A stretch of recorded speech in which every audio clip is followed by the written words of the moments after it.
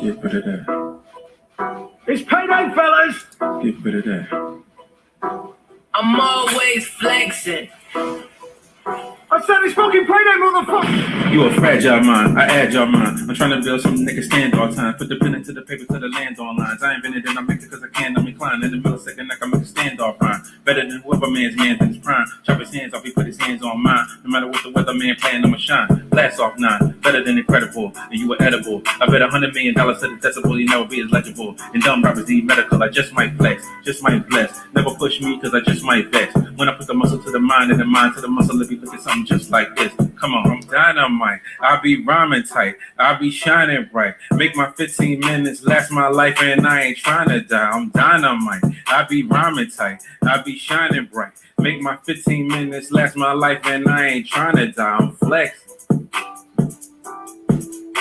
I'm flexing. It's payday, fellas. I'm flexing. I'm always flexing. Flexing. I said it's fucking payday, motherfucker. Got me contemplating the way, but I'm impatient. Motivation, organization, participation. Throughout the math and sketch the destination. Crafting keys for conversation with the ancients. Now that's great, now taste what's in your face. This whole damn place will be left and die straight. I pump weights and hit the heavy bag. Working my jab real fast to kick your ass. So don't ask, I blast a black mask and own the car crash and dash evil laugh. And in the flash of cut, slice and slash and all sorts of jazz and splash with pizzazz. No subliminal, like it's a riddle. People cynical, I be invincible with my lyrical, spiritual miracle, mystical, individual, and typical criminal, critical, with medicinal. Dynamite. I be rhyming tight. I be shining bright. Make my 15 minutes last my life and I ain't trying to die. I'm dynamite.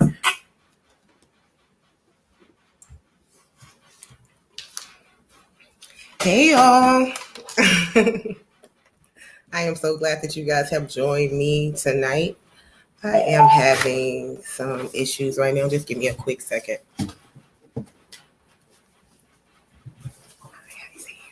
Okay. Hey, you guys. Thank you for joining tonight. Thanks. This is once again another Thursday night. And I think that I'm going to try to make it a routine to be here on Thursday nights at 7, hopefully, or 8 with you. Tonight, we're going to be talking about mental health and maintaining a positive attitude and a positive mindset.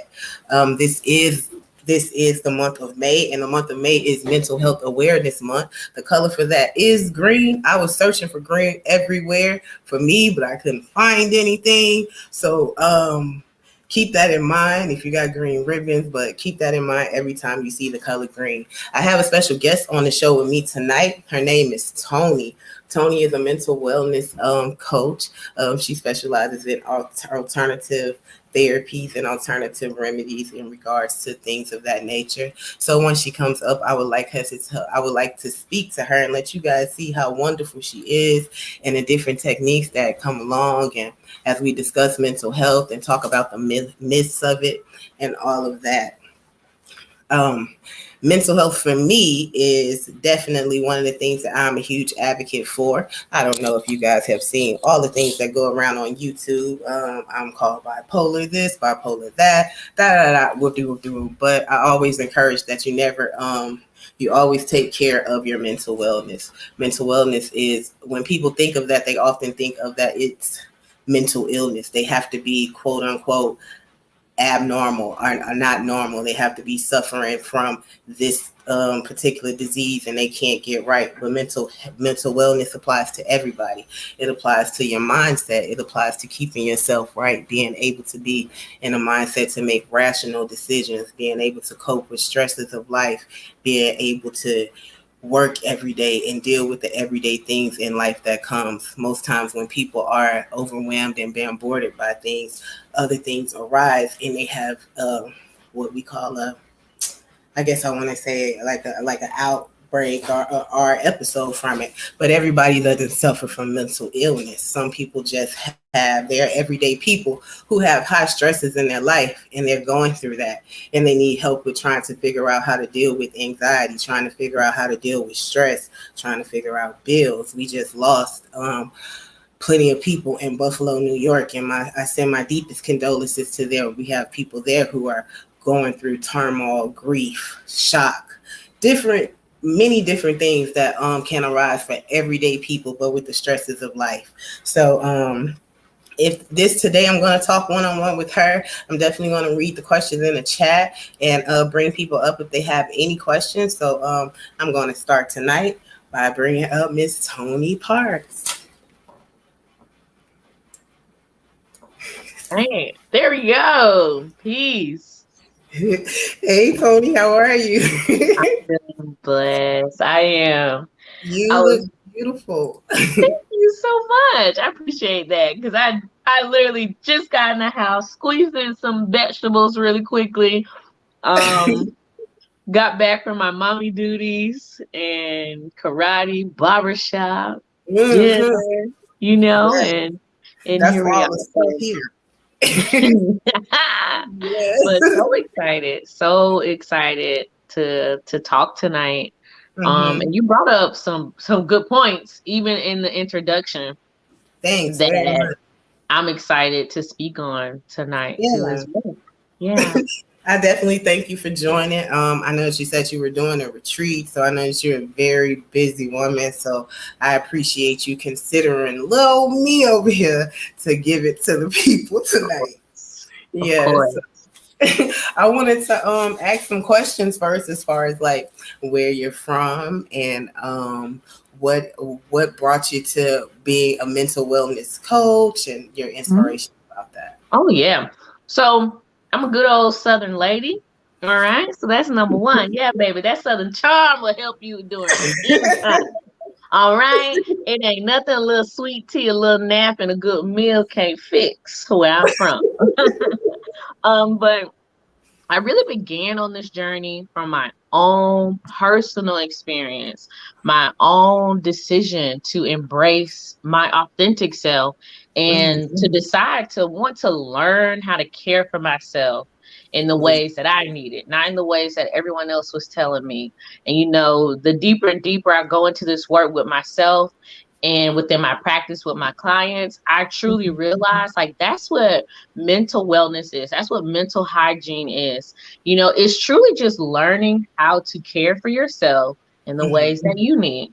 It's not based on what others have to say about it. It's not based on what you think you should be doing. And if you look at that process in that way, and it's less about fixing you and more about, I just want to learn how to love me. I just want to learn what my needs are. I just want to learn my boundaries. It takes all the pressure off of it. So in that journey, I wanted to understand myself more. I began looking at, listen to my heart. I initially went the more traditional route. I did traditional talk therapy. I took antidepressants through my physician. And I'm not against that route. It did help me, but it wasn't it. It didn't teach me how to thrive. It just wasn't hitting. When something is hitting. And it just was not doing that at all. And after I had my son, I was like, that's it. I'm not passing this on to my descendants. I saw my father battle through depression, anxiety, and things of this nature growing up.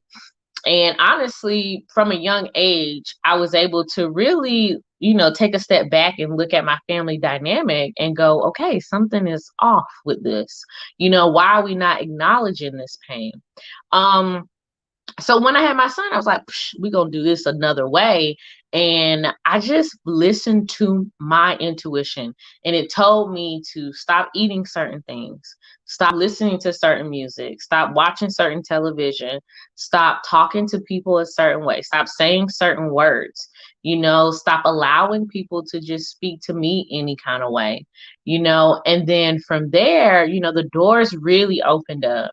And I took risk. It felt like risk at the time because I wasn't used to going to spiritual or holistic practitioners. That's just not how I was raised on what to do. And I didn't see anyone do that in my community. And so initially it was a risk. I'm just so grateful that more and more of this is becoming more mainstream. I'm not one of the individuals that's like, oh, spirituality or mental wellness is trendy. It's like, don't we want this to be trendy? We want the good stuff to trend. Okay. It should be, yes. It's like what a blessing that, as I mean, my clients are getting younger and younger. and they're learning faster and faster that, hey, I need to listen to myself. So, like, what a blessing. Anyway, so I took the risk and I got the help from the people that resonated with me, and it just completely changed my life, totally and completely. And I knew that this was it. My healing journey propelled me into my destiny, into my purpose of working with people one-on-one and helping them. And I still go through my stuff. This stuff don't end.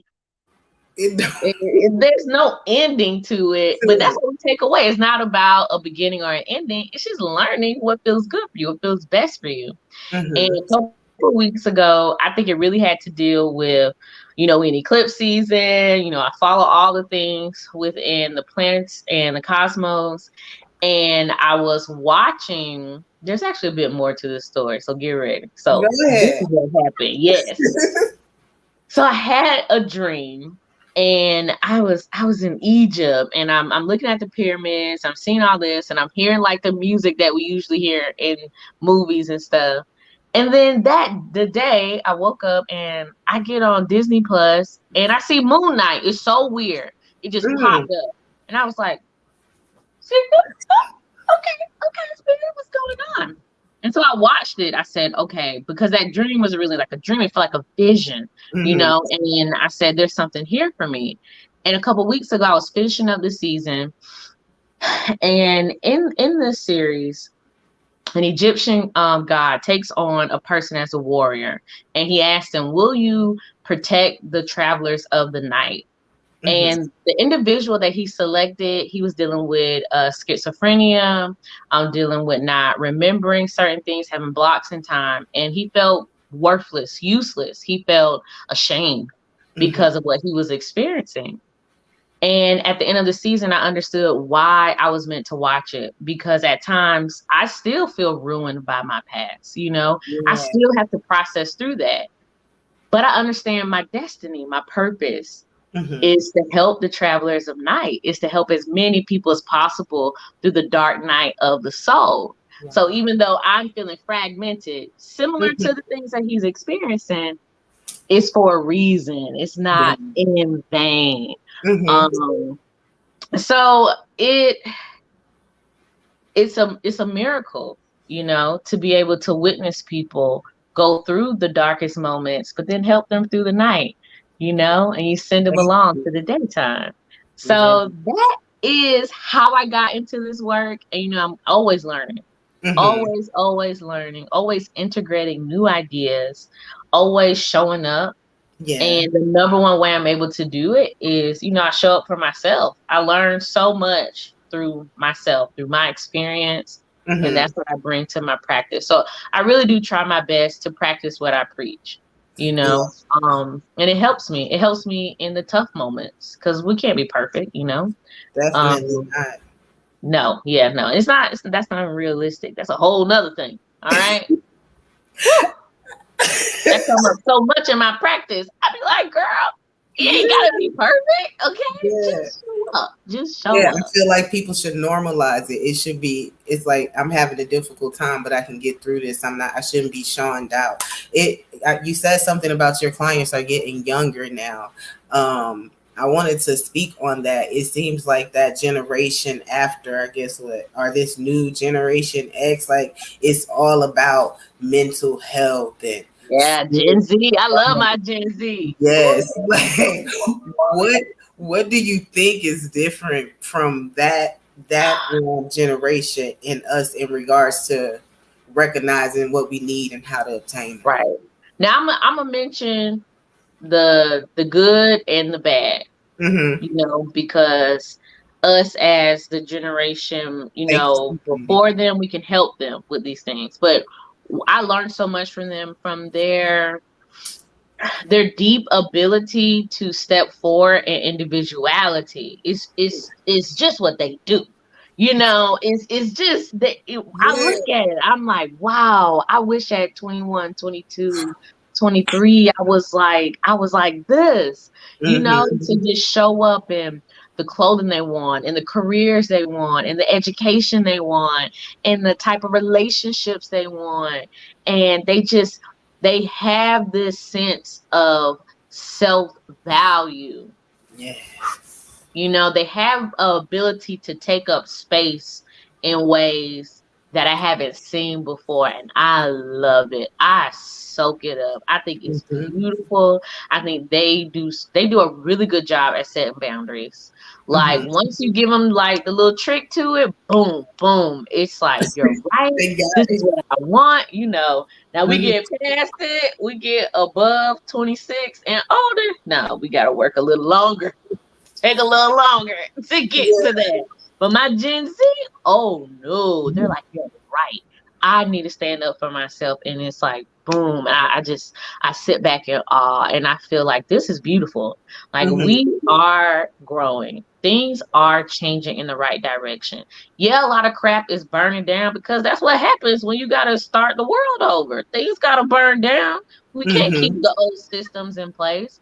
We just got Yep. to do our part to make sure the next generations coming up are building that tower back up. It is what it is. We part of the tower moment of society. It be like that. Mhm. Yeah. You know, we just got to accept our part and make sure the other generations can build this tower back up. And I love that about Gen Z. Now, I will Mhm. say this. I want to mention the bad because I think it creeps into us all. A fear of vulnerability. Boom. Yeah. Now that fear of vulnerable connection, Mhm. you know, opening up to others. That is what I'm continuously helping my Gen Z with. So they got some good stuff going, but that's what we need to help them with. It's like, Yeah. it's okay. It's okay to connect. It's okay to communicate. It's okay to open your heart up to others. Mhm. I think we can help them with that. Yeah. Yeah. That resonates so much with me. I'm glad you said that because in my own walk I suffer from a mental illness, and it was always that I know something's going on. I know what's said about medications. I know what's said about therapy, what my family would think, what the community would think, what my friends would think about me. And for so many years, I just dealt with the disease, just kept going through it. And as I got older, it seemed to get worse. I partaked in ganja smoking. I would drink alcohol to self-medicate. All those things to the point where it just didn't do anything for me. Yeah, it had hit his head, like hit his bottom. And I remember sitting in front of a therapist in complete tears, not because of what I was going through or what I was feeling, but because I was coming to grips with saying, I need to take medication. That was the hardest thing for me. I felt like the biggest shame and embarrassment. But then I was like, why? Like, why am I feel it's to get help.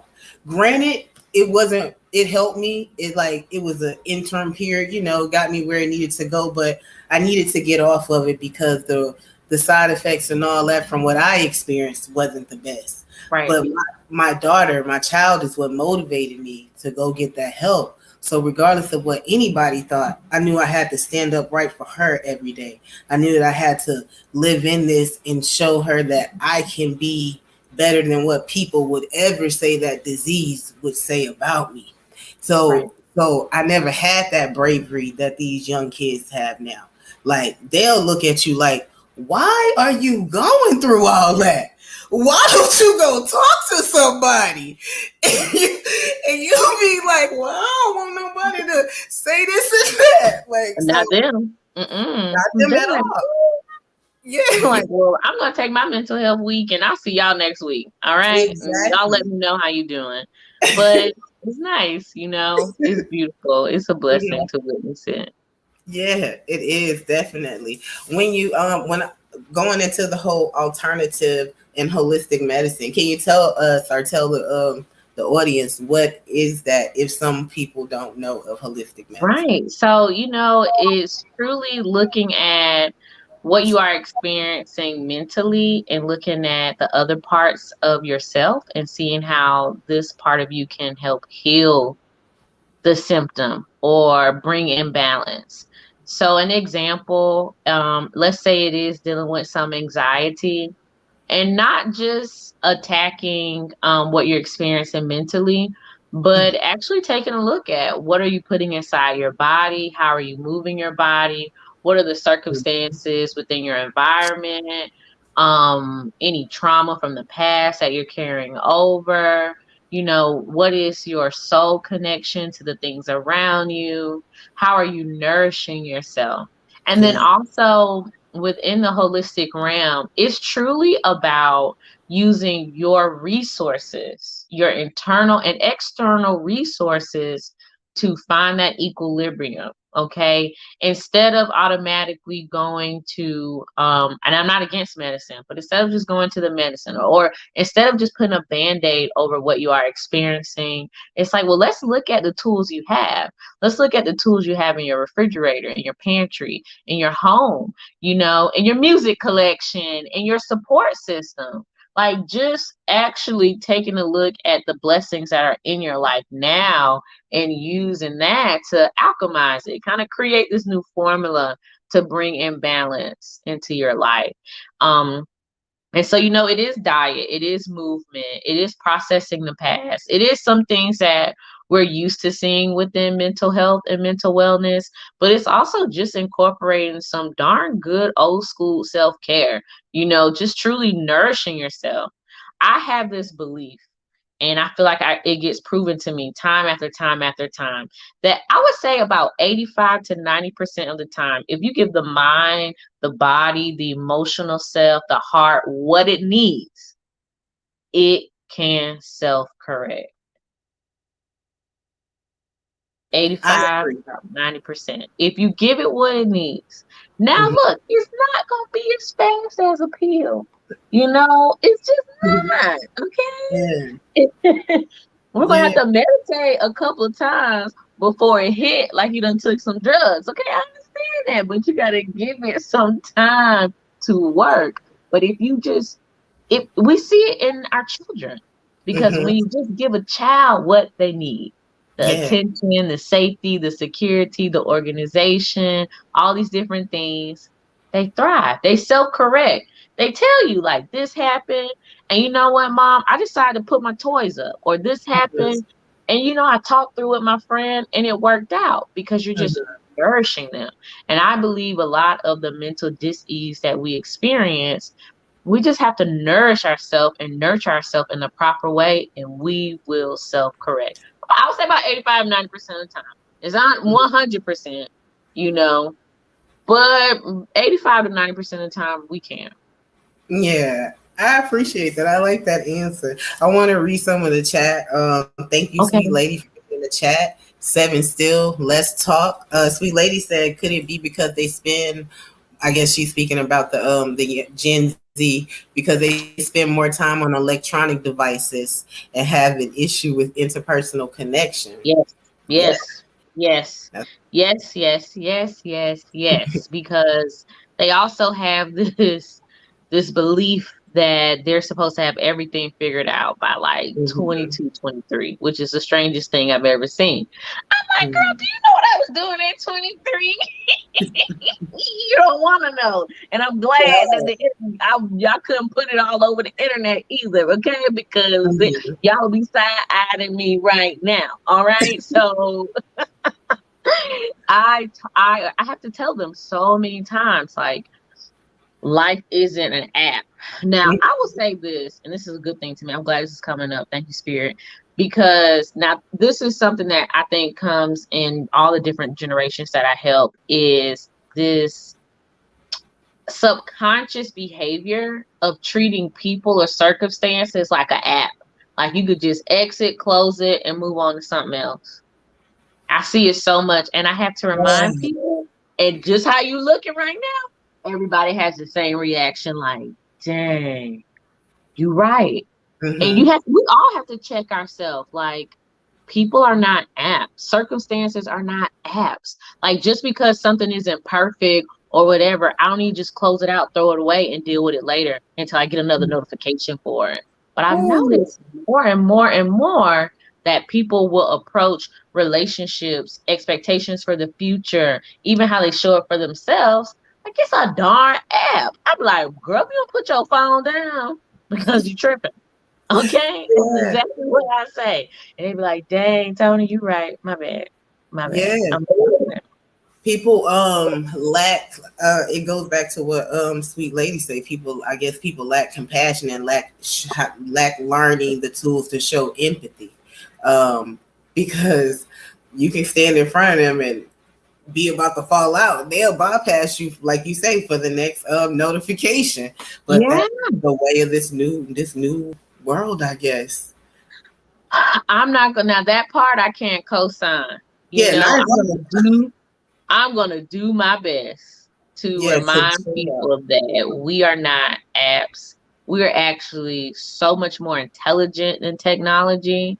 We don't even understand everything that's happening around us. Right now, our lungs are just working, our heart is just beating, our organs are doing all this stuff. All right. We're able to communicate, we're processing everything that we're observing. No computer can do that yet. Yeah, So right. we have to understand that our intelligence is beyond treating someone in this way. Our intelligence reminds us that we could be patient, that we could be open, that we can learn something about somebody, not just throw them away and wait for them to give us a dopamine hit. You know, that's not how it's supposed to be. No.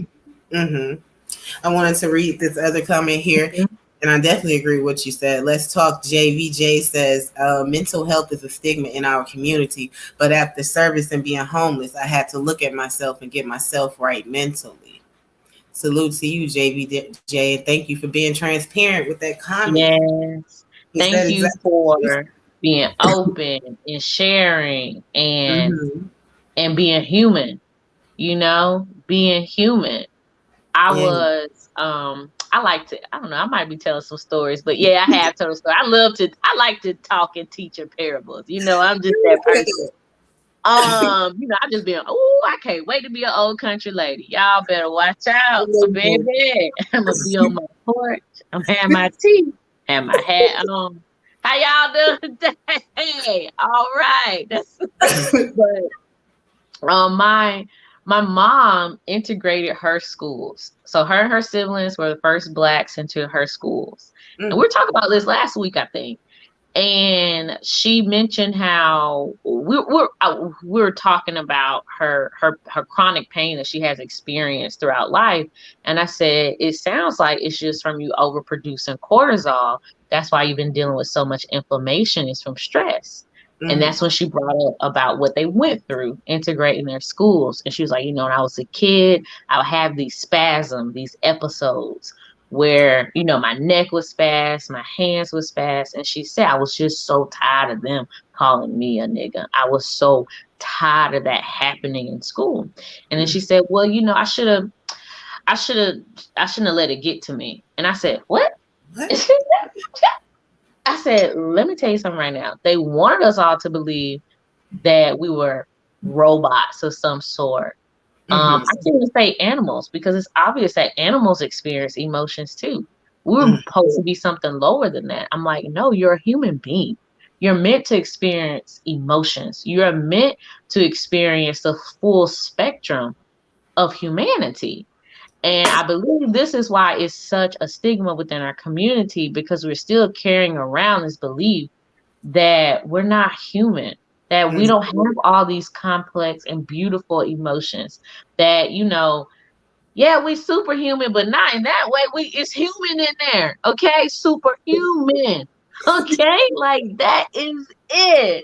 You know, and I feel like that's why it's such a stigma. That's why it's like, no, we supposed to just have this a limited amount of emotions, limited amount of expression, because anything outside of that, or we're just going against what we've been taught.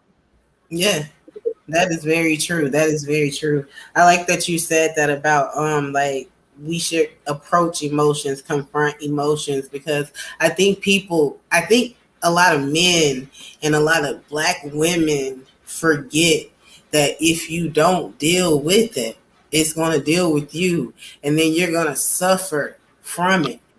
And how do we encourage everyday people, and particularly how do we encourage men to walk into emotion, deal with emotion, because I think that sometimes they have hard time processing that and dealing with anxieties and stuff from that. Yes. So, patience is number one. This is a journey within healing that we might not be able to see the big outcome of it, but we can plant the seeds. We can plant the seeds on this. Mm-hmm. And we have to remember that Black men they were once boys, they were once babies. They were once just crying for milk or wanting to play. That they have dreams, they want to explore, they want to see things, that they desire some softness, some intimacy, some care. And in remembering their humanity, you call on patience and compassion. Mm-hmm. And in that, you have to have patience and compassion with yourself as you hold space for a Black man. Okay. And allow them time to just talk, to just be. And it's okay to love and encourage someone who hasn't learned how to love and encourage themselves yet. You're not losing anything by loving and caring for someone. Okay. Now, if you gotta learn how to set boundaries, that ain't got nothing to do with that man. That's something to do with you. Yeah.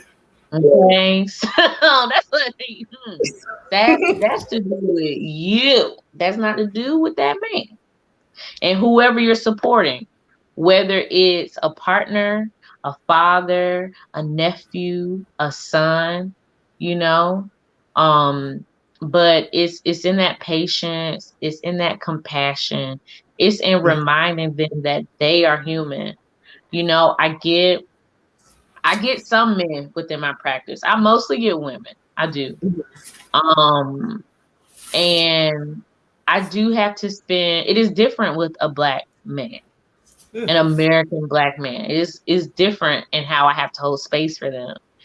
And I have to call in so much patience to finally convince them that like they deserve to say good things to themselves, that they deserve to be open about what's hurting, that they don't always have to prove that they deserve to take up space. Like, no, it's your birthright to take up space. And I believe it's in softness, but softness automatically supports the masculine, you know? Femininity naturally supports the masculine because it balances things out. And to show up in that space. But I want to mention about femininity because within our community, femininity is not what they have projected onto us. And we cannot fit into what the media, into what society has told us what it means to be a Black feminine woman. Peace. It's just not, it just don't add up. When I look at the movies or whatever, but I look at my grandma, my mama, my aunties, none of that stuff looks the same. But I never look at it, think of them as being masculine. I never thought about my grandma as being masculine. I thought of her of being the strength of femininity, this pillar within our world and life that was so compassionate, so kind, but she got things done. She took care of things. So we have to honor our own femininity because it just looks very different than what they have projected upon us. And the more we can embrace that and allow our softness in it, that's how we can support more Black men and just feeling human again.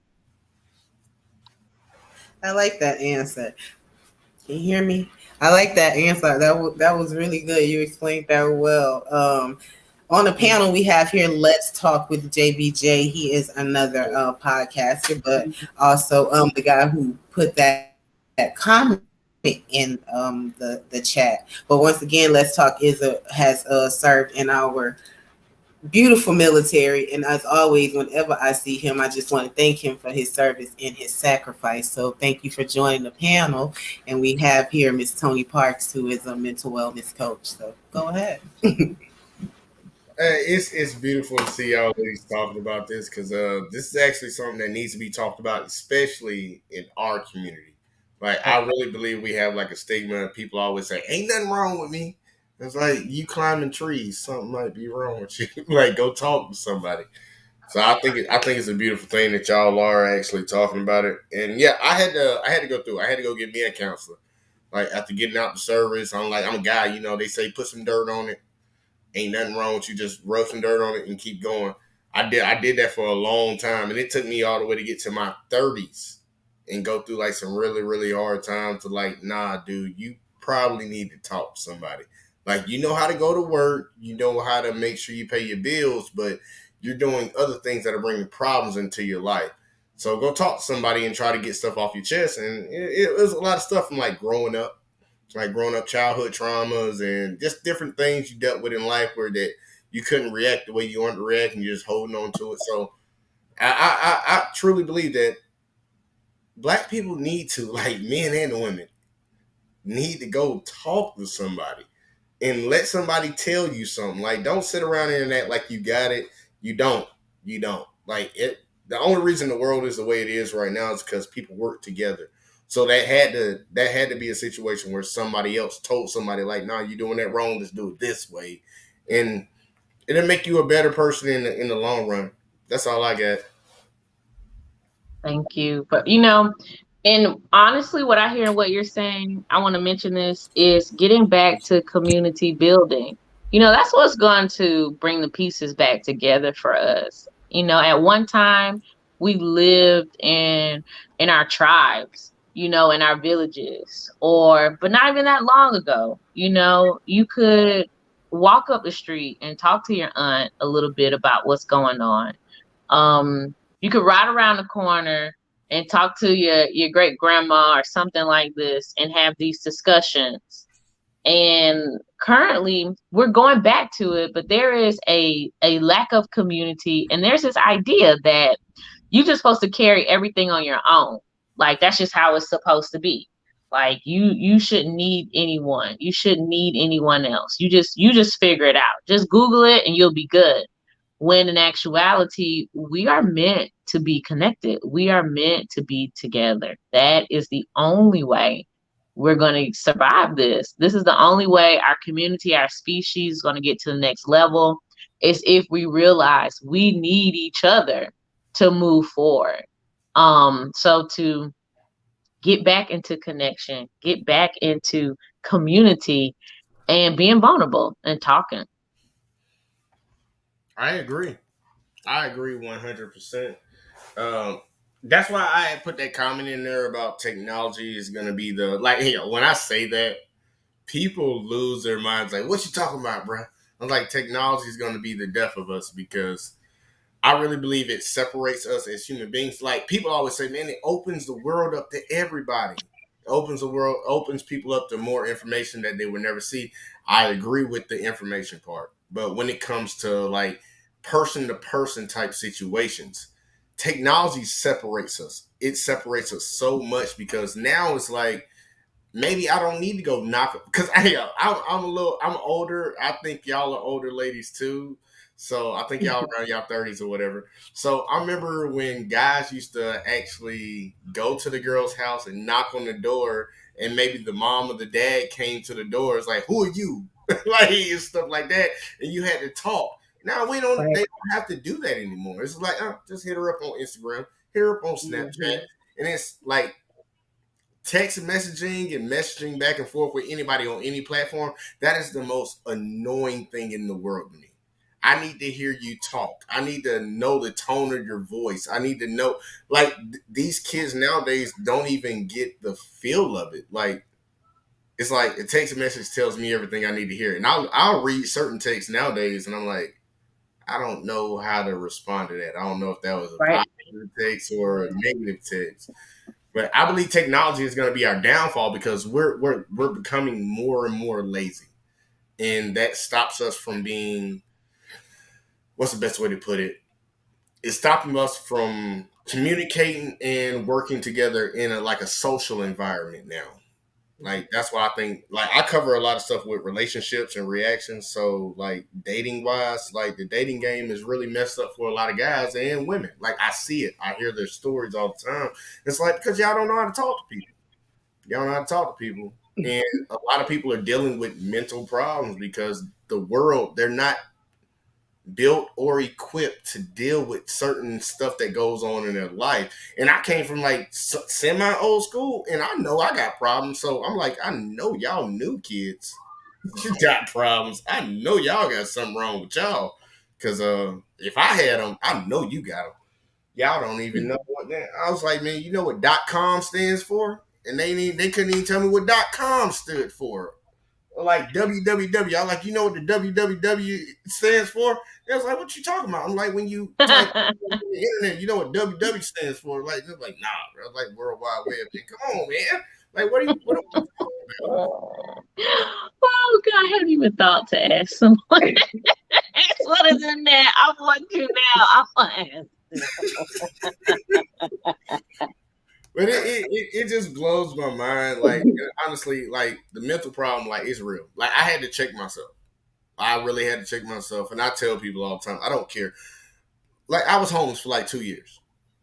I got out the service, thought I was doing what I was doing, staying with family or whatever, and it got to the point where it's like, nah, bro, you can go on about your business. Like you can't stay here. I got my own family, I got my own problems, and honestly, looking back at it now, it's like very understandable. I can't be bringing my problems onto you, so I had to figure it out. And once I hit rock bottom, oh, it snapped. It snapped real quick. It went from like you've been all around the world, you did all these things, and now like, dude, you literally sitting here with $1 in your pocket, and I'm like, what I'm gonna do with this dollar? Mhm. I ain't gonna tell y'all what I did with that dollar, but besides that, it snapped, and it was like, nah, you need to get your life right, and it took having people around me to talk to me. Like they weren't coming out here doing stuff for me, but they were telling me what I needed to hear. It's like, dude, you need to address some of the issues that you have in your life. Like, I had problems with my pops. Raz, you even saw it. Me and my pops have a great relationship now. That was one of my biggest problems. Mm-hmm. Like, me and my pops had a, like, upbringing. I was like, they hated me. Like, now I have a better understanding of how he was raising us. He understands where I'm coming from. And it just built on a lot of stuff, like with my siblings and everything around me. Like I had to take accountability for myself. Like just like talking to somebody like you, Miss Toni, will help people. Like, and they need to do it. Like they really need to do it, regardless of whether they think they perfect or not, because ain't nobody perfect. Yeah, that's an illusion that causes more stress. Yeah. And Tony, in regards to him speaking on family and people helping him, what are some of the effects that when folks are suffering from a lack of mental wellness and it exceeds into the illness stage or anxiety stage, what are some things that family members can do to help out but not be, sometimes words can be used or people can say the wrong thing. Like what should they do in those moments? Do they let them figure it out or Right. Okay. So number one, y'all. I'm always going to lead with patience, compassion, and mindfulness. mm-hmm. Because patience allows you to not try to go straight to solutions. It lets you to open up to creativity. It allows you to open up to those whispers from God, like, oh, this is what we should do. But when you're rushing through it and you're trying to come up with your own solutions to shut somebody up, or you just think you're so right, then that creates even more issues. That creates even more problems. You know, compassion is going to allow us to remember that someone is still a human being, even when they are experiencing some type of episode within their cycle, within their mental wellness. And then, deciding to be open in your communication with them. Remembering not to take it personal. You know, it's very rarely personal. Very rarely is someone doing something because they want to hurt you, because they want to get back at you. And I'm not saying it's impossible, but most of the time, people just trying to figure it out and make it. Okay, most people are just trying to make it, and they are not trying to purposely hurt you. So remember that. But in that, you have to be careful not to project your own trauma, your own hurt onto them. Example, it's like, okay, you've been through a divorce, and why can't you figure it out? I've been divorced twice. I'm fine. When in actuality, the only reason why you're saying that is because no one asked you how you were feeling through it. And now, if you realize this, we haven't even got to how to actually support the other person. Like, you first got to make sure you are showing up correctly, because this person needs you to be there for support, not just to fill up space. Once you can address those things, then it is truly to listen to them first. Just listen and try not to be judgmental. Try not to come up with answers or solutions. Wait for them to get everything out, all the pain or confusion or distress. Then from there, you ask them, do you want me to help you with something, or do you want to try to figure this out on your own? Or how can I support you? What would that look like? And allow them to give you the answer they have. If you follow those steps, Lord, if you follow those steps, I promise you, you're going to come out of the circumstances, feeling either more grounded, feeling better, or you're going to understand a bit more what's really happening with your loved one. Because if you go through those steps and still that person is maybe still very erratic, or they're still very, very depressed, or you're still worried about them, you've done everything that you can on your own, and you need to seek some professional help. You need to get some help so that your loved one doesn't hurt themselves or someone else. But you got to make sure you go through those steps so that you don't create more trauma for you or the other person. That was great. There's a question here asking, when should you stop trying to help someone that refuses to seek that help? This will be a very intuitive, it's an intuitive circumstances. You're going to have to really listen to your intuition. You're going to have to know, you have to listen to your own boundaries. Now, what I'm about to say, some will say is a little harsh. But baby, you can't help nobody who don't want help, no matter who they are, no matter how much you love them. I mean, think of how many mothers have had to, just surrender over their children, their adult children, over to the grace of God, because they're like, I can't help them anymore. I can't do anything else for them. It is painful, but you have to respect yourself. You have to honor yourself. Everyone won't be saved in this lifetime. And I know that's harsh. I know that's harsh to hear, but that's real. That's very real. And eventually you got to save yourself. Okay. So you're saying even in helping somebody, you should always put yourself first. Always. Oh, wow. Yeah. Always. Always. You want to be in a place that you're helping others from your overflow, because you're pouring into yourself so much. You have such clear boundaries that when you're helping others, it's just the overflow of how you've been showing up for yourself. That's how it's easier to be patient. That's how it's easier to have that compassion. That's how it's easier not to project your own issues onto others when you are prioritizing yourself. So when it's time to show up, oh, baby, we're going to show up and show out, because I have been caring for myself. I have been prioritizing myself. I have been setting boundaries. Okay. It is always the solution to care for yourself. Now, this is the thing. We take out what we see in the media. Taking care of yourself just isn't getting your hair done, putting on cute outfits. Okay. Taking care of yourself is addressing your emotional state. Taking care of yourself is making sure you are connecting to who you feel is your creator, your source of being here. Taking care of yourself is putting the right things in your body. Taking care of yourself is doing the things that make your soul light up. When you're in alignment with that, baby, you're gonna be in alignment in how you support others. You're gonna understand your intuition. You're gonna know when it's time to stop offering help. But you can't help nobody who don't want help. I have a question for you. Mm-hmm. Like I don't want to ask specifics like city wise, but what state do you stay in? Oh, I'm in Georgia. You in Georgia? Like, okay, you're licensed to talk to people about mental problems, right? Mm-hmm. How much do you charge per hour?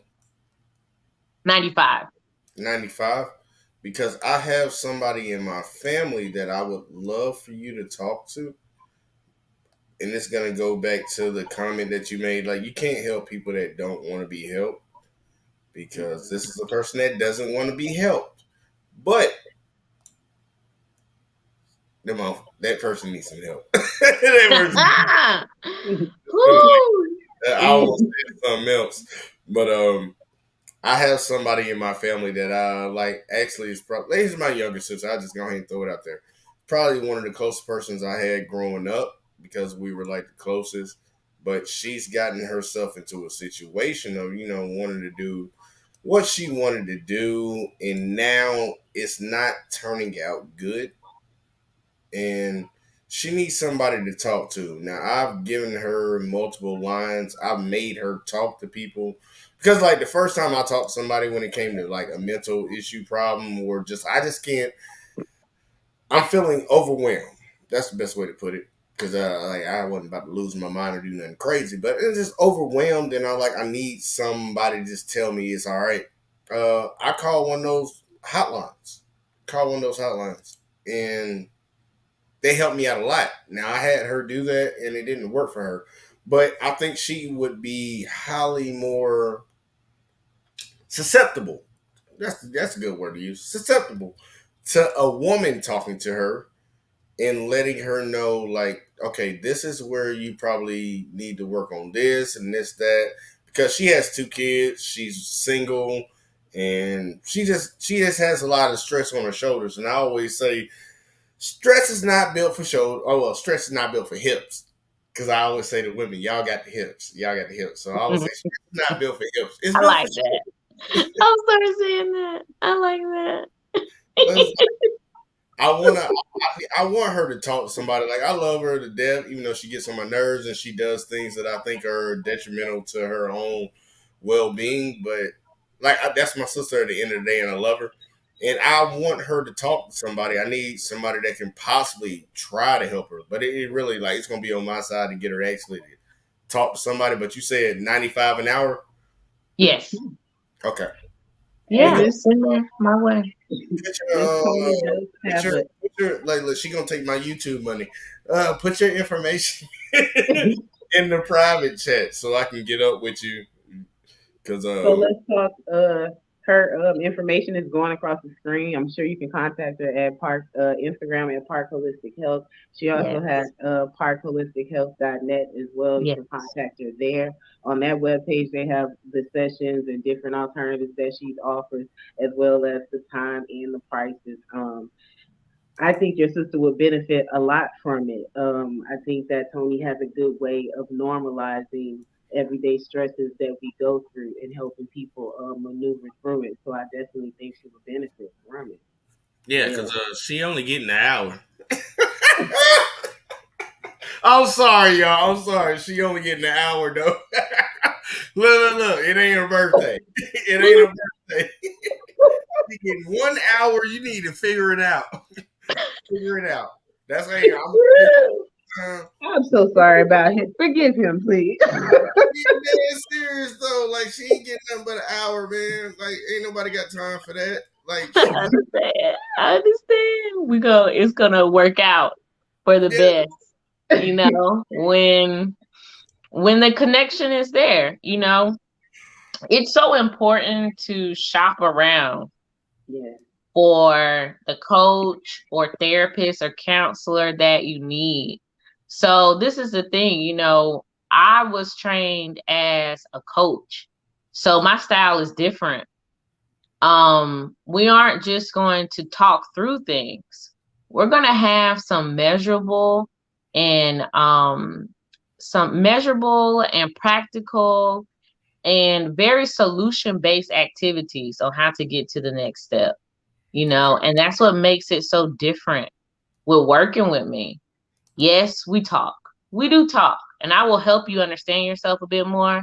But baby, I'm about that action. I'm about that change. All right. I'm not just here to just listen. I mean, if I just want to talk, I call my friend. I got friends. I got plenty of friends for talking. But it's, I'm here to help people get to that next level, to get through the dark night of the soul and to come out of it feeling not like, I made it, but no, feeling like, God dang, I'm stronger, I'm faster, I'm brighter. Like I understand things more. And the only way to do that is to put things in motion, to provide momentum to what you are experiencing. I like that. Because I don't know if I'm pretty sure you probably never seen my channel, but I talk about accountability a lot. And it all started when I had to hold myself accountable for the things I do. Like right now, that's why I keep turning my camera off, because I don't want y'all to say nothing to me. I'm drinking my OE. I don't want y'all to say nothing to me about it. You know that this is a comfortable space. I have no issue with safe it. space. It's a safe space, so I can grab it. I You can grab know, no issue with that. But look, thank you for the respect. Look. I'm just a very hard person when it comes to like people in their lives, because I believe people really have probably about 85 to 90% control of their own lives, what they actually do. So when people make excuses, I'm not the person to talk to about excuses, because when I was down and bad, like people told me, hey, bro, get up and do what you got to do. It wasn't no, here's a handout here, here's a handout here. You got to do it. So that's the same mentality that I try to spread on to other people, because that motivated me. Now, I understand that everybody's different and everybody has different points that might motivate them, different ways that might motivate them, but that's the way that I portray it. So me talking to my younger sister, it's not working out too well, because I tell her, like, look, you did it to yourself.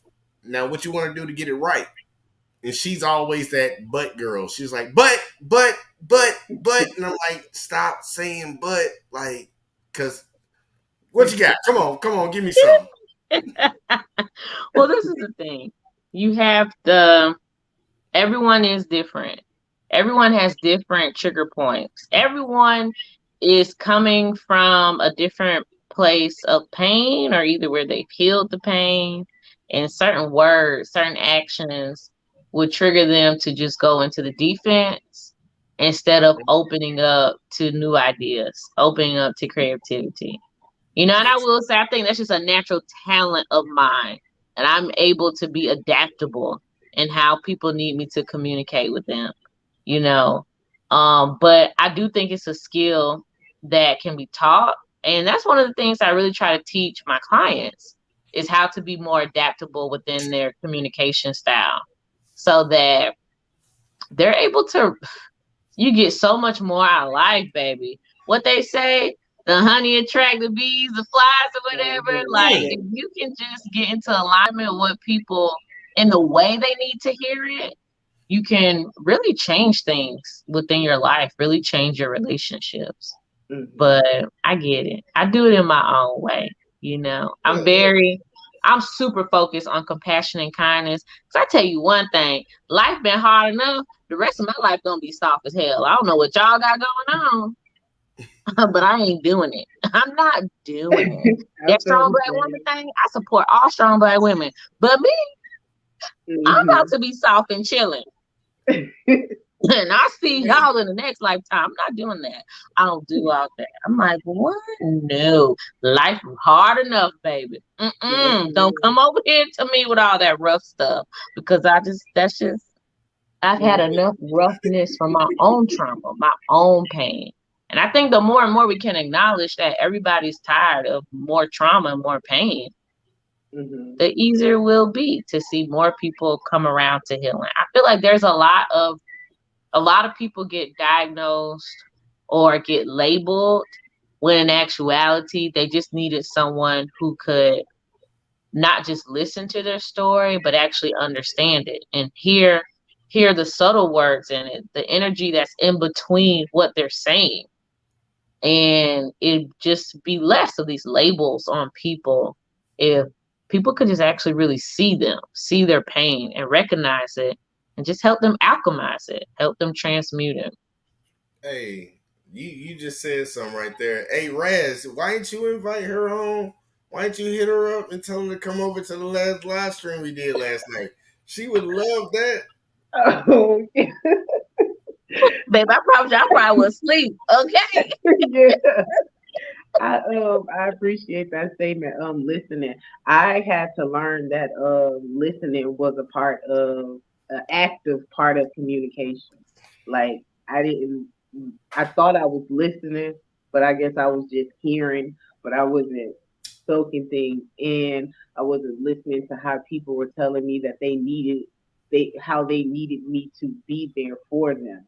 I just thought that, yo, I'm here, you talking, but they couldn't feel the compassion just from listening. Like, I I think I lost a lot of friends because of that. And when I learned to do that, I learned how to do it because I needed it. I found myself asking people, "Listen to me. Stop telling me to be calm. Stop telling me to don't shut down." And I was like, "I'm not feeling this way. But you're telling me all of that." And I was doing that to other people. So, is there a technique or is there a way that you're supposed to be in it with that person and listen to them, whether they're suffering from mental illness or just overwhelmed um or even family members who take care of family members after COVID and all those things like that. Yeah, deep belly breathing. Deep belly breathing and readjusting your body. Seriously. Like instead of going to a defensive stance, instead of balling your fist up or leaning too forward or leaning all the way back, not looking at them, things of this nature, and breathing from the belly. Why? Breathing from the belly activates the parasympathetic nervous system, which is the rest and digest. Whenever you're more relaxed, you're more open, you're more patient, you can be more in the moment. And I like to call it compassionate action. When you breathe from the belly, reposition your body, and just focus on being open. That's compassionate action. I like to always give the ideas and then give practical ways to integrate and apply these ideas. I can tell you to be compassionate all the time. Like be compassionate, be compassionate, be compassionate. And it's like, what the hell? How can I be compassionate? What do you want from me? And that's what it is. Compassion in action. Deep belly breathing.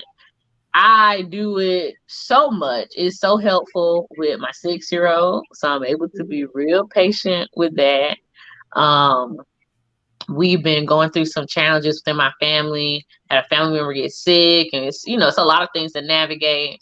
So just remember, deep, big belly breathing. I mean, pushing that belly button all the way out back to the spine, allowing myself to recenter, and just deciding like I don't have to get upset about this. Like it's really my choice. I can either just take this in or I can just decide a solution can happen. But I don't have to decide that my nervous system has to respond in a negative way to these circumstances. So yeah, that's how you do it. You wanna know something funny? When I first got into like counseling, like people actually talking to me, hold on, let me y'all see all this ugliness right here. Um, my number one trick that I learned, and I thought it was the weirdest thing in the world, but this is what my therapist actually told me. He's like, hey man, you got a pillow in the house. I was like, yeah, I got a pillow, man. I think everybody has a pillow. You gotta have a pillow on the bed. It's like, all right, well, when you're really frustrated and you got a lot of stuff on your mind, I want you to take that pillow and put it in your face. And I was like, hold up, doc, you trying to make me kill myself? What are we talking about? He was like, nah, hold up, wait 1 second. Put the pillow in your face and yell as loud as you can for as long as you can. and I do it. I promise you, after I get done, It works. I'm not mad no I- more. yeah. You can do it in a pillow. You can do it into a bowl of water. And it's actually really good for your liver. We carry anger in our liver. So if you're having a hard, you just notice like my lower back is hurting, or you just feel like you're not really getting rid of toxins and things like that. I bet you're holding on to a lot of anger and you need to get it out. Yeah, So even growling is something really good to do. yeah, Like, I do that a lot on just my. get it out. Just do it every day until you're like, dang, I feel lighter. I feel better. I don't feel as upset. And you're gonna notice too, you'll probably get some pimples because you're gonna start getting rid of toxins and things because Oh, your liver is finally gonna start working better because Yeah, you're releasing that anger. yeah, look, it worked for me, and it's actually a good mechanism. Like I go off and just let it go. Cause I have always been that person where I have older siblings, my bad, that show bad behavior, and I saw them get away with it. But I also saw the repercussions that came behind it, even though they still got away with it. And I'm like, I never want to deal with that type of stuff. So I always avoided stuff and kept stuff in. Now and that was something that I talked with my counselor on the regular about, and actually I'm kind of past that now. And it was like that yelling in the pillow. It was Mhm. amazing. Like it was like a life changer. I was like, this is the dumbest thing in the world, but I'm gonna try it out. And the first time I got mad, I was like, let it go. Yelling like a wolf around here. And it was like, I feel so much better. I'm not mad anymore. Hey, what? Let's go ahead and get back to making a YouTube video. Come on, we got it. It's funny that you mentioned that you feel like it's the dumbest thing in the world. Y'all, I hear stuff like that so much. Like, okay, Tony, you want me to do what? I'm like, just do it. Just listen. And then they come on back. You know, Tony, it really worked. I know. That's why I told you to do it. I knew it was gonna work. That's just You a know, part of the process. yeah, because it all has to intertwine like that. I'm realizing that I was stabilized when I was taking what I would call Western medicine. And to take the time out to just face myself and face demons. Now when I eat, I think about everything I eat. I think about every fruit, every vegetable. If it's going to make me feel tired, make me feel lazy, like the components that's in that. And it it makes you more focused on your life and what you're doing. It makes me more focused on my life and what I'm doing every day, opposed to digesting a Seroquel or something. And I thank God because when I was going through that. I was leaving the pills alone from 2019, and I came across your page, like throughout this process through on Instagram, and you just I love the what is it, the Grateful Mondays, and Yeah. the the impact days. Like I loved all that. Like that poured into me, and I needed that way more than what I was getting, and I didn't realize that because it was easier to let the doctor tell me what I needed opposed to just listening and going through the hard parts. And I did that. And that's definitely why I wanted you to spread that message to people and let them know that mental wellness and self preservation is a beautiful thing, but it's steps and components to that. And I just appreciate you for giving us your time tonight, you know? So, Absolutely. My pleasure. yeah. Absolutely.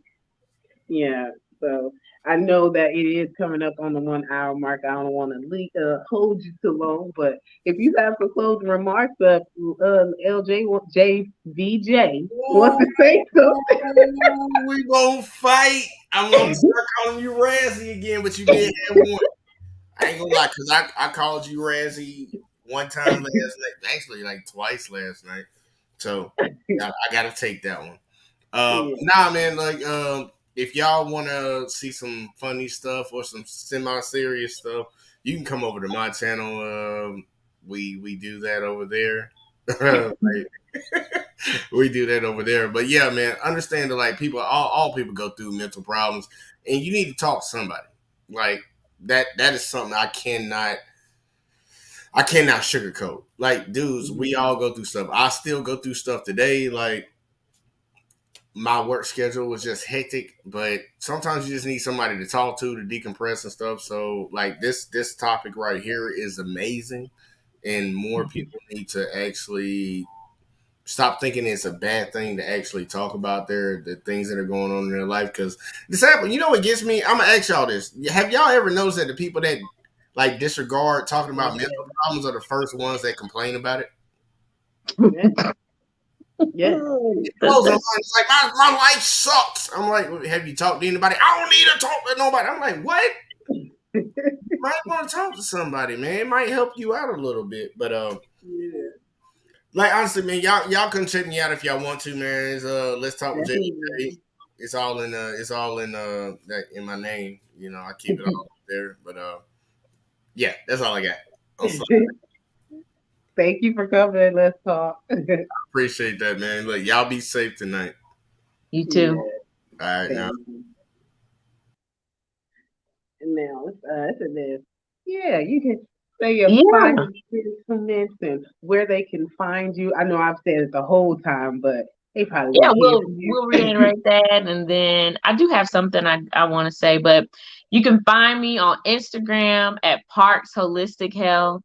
You can email me parksholistichealth@gmail.com, and you can visit my website as well, parksholistichealth.net. The consultation for holistic mental wellness coaching is free. So I highly recommend it. And it's jam-packed with a lot of great things. I let you know about what it's like to work with me, but also it does allow you to have more insight on the areas that need some attention and healing within your life. Um, and just something that's important is that your depression or your anxiety or your pain or your trauma, it does not define you. It is just something you are experiencing, and you don't have to give it more power than what it actually possesses. It doesn't take away from your soul purpose, from your destiny. It's just about embracing you and just understanding it's your journey. So, it just doesn't define you. It's not you. Your depression isn't you. Your anxiety isn't you. Your manic episode doesn't determine the rest of your life. All these different things. Like, this is just something you are experiencing. But even in the joyful moments, and if you see that, you realize that, wow, I am a very powerful being. I can witness all these things happening in my life and around me. And then in that moment, you begin to just ask a bit more questions like, okay, what's really happening here? How can I really decide to take creative leadership of my life now that I realize how amazing, how big, how radiant I really am? So yeah, that's it, baby. That's definitely awesome. Thank you so much, Toni, for coming. My pleasure. My goal for this segment on here is, we have Ivan G on the panel. I was going to say my goal for this segment is to always reach someone and enrich them, and I think we definitely did that tonight. Are you leaving? We have Yeah. Ivan G here. I'm about to wash my face and put my night clothes on. I'm going to bed. Yeah. Do me a little yoga, about 15 minutes of yoga, and I'm gonna be knocked out. Yeah, so at any time, I know you have a time schedule, so you can count down at any time. But I don't know if Can I ask you a question before I got a question? Okay, what question? One. I have I call it a God-given. Can y'all hear me? Yes. I call it a God-given, but I have a natural indifference to BS. A natural indifference to BS. Actually, a natural indifference to humans, period. But it seems like I can sense the BS from their facial expressions or what they say, and it just automatically sets me off. So I just want to know, is that a gift or a curse? Because I call it a God-given talent to be able to sense a person's BS. I call it a natural indifference. So I my first inclination is to say, get away from me or get out from around me.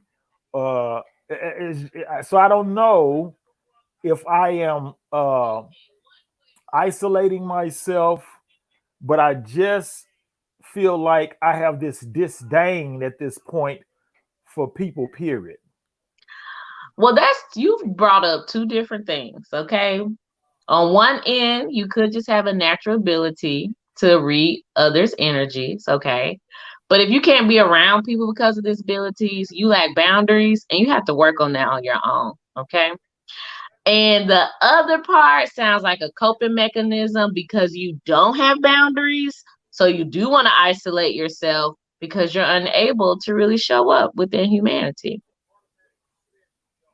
So would you say I could be possibly antisocial or exhibit antisocial behavior by behaving this way?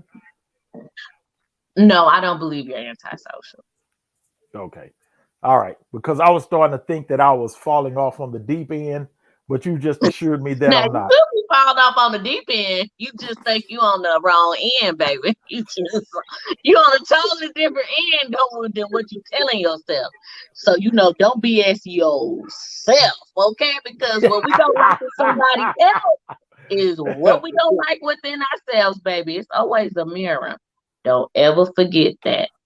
Don't ever forget it, okay? Much all right. appreciated. Thank you. My pleasure, y'all. Have a good night. You Good too. night. What's up, Rob? How you doing? Thank you I'm for joining good. the I'm show. good. I came in late. I was outside earlier. I ran in. I saw the links. I said, let me get in here and see what they're doing. Yeah.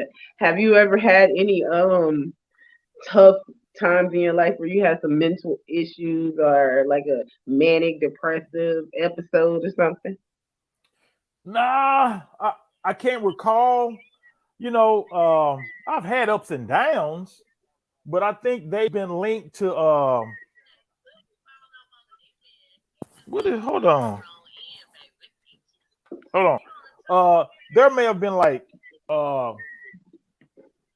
we run into issues like we lose jobs or and you're trying to figure out how you're gonna keep the house together and all that. But after a couple of episodes like that, you kind of are better prepared.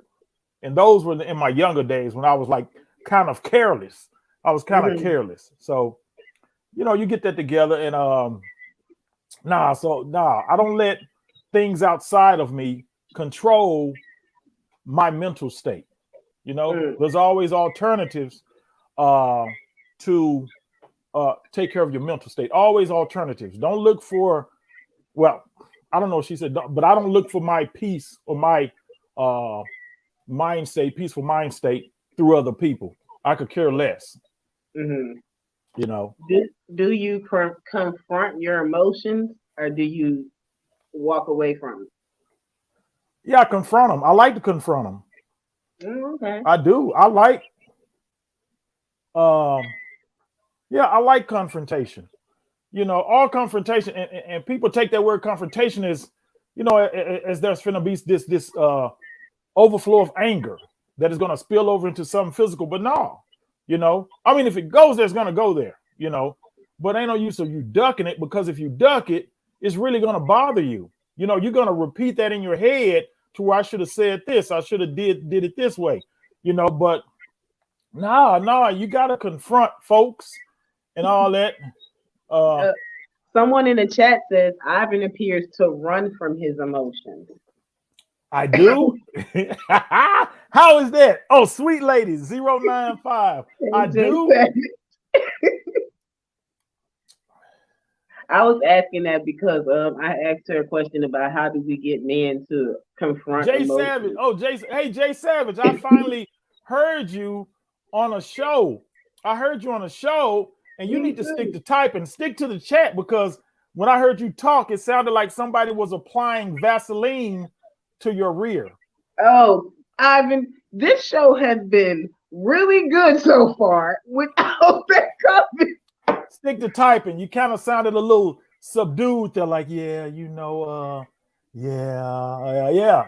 Stick to typing, my guy. Stick to typing. So Ivan, you are an older man. What would you tell young dudes or younger guys in regards to the importance of them having mental wellness, being able to make decisions and go forward and all that? What would you tell them? How would you tell them to keep it going? Hey, keep it together. Stay solid. Don't put yourself in a position. I want to say adverse, but man, don't put yourself in a position to where you're trying to please others. You know, and I think a lot of these young guys, well, the young guys that I'm familiar with, they kind of like, they don't care about that. They got that I don't give a, attitude when it comes to that. They're about themselves. They say, I'm about my paper. They're not as intrigued with the vices that we were.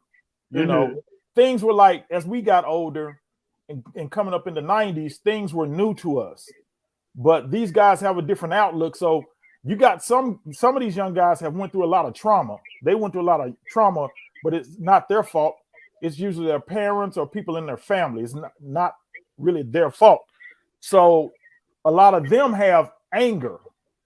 That's what's going on with them. So you kind of get a hodgepodge of these guys that got it together, and they don't really care what people say about them. And then you got these guys that have this anger from trauma, and they don't care, period.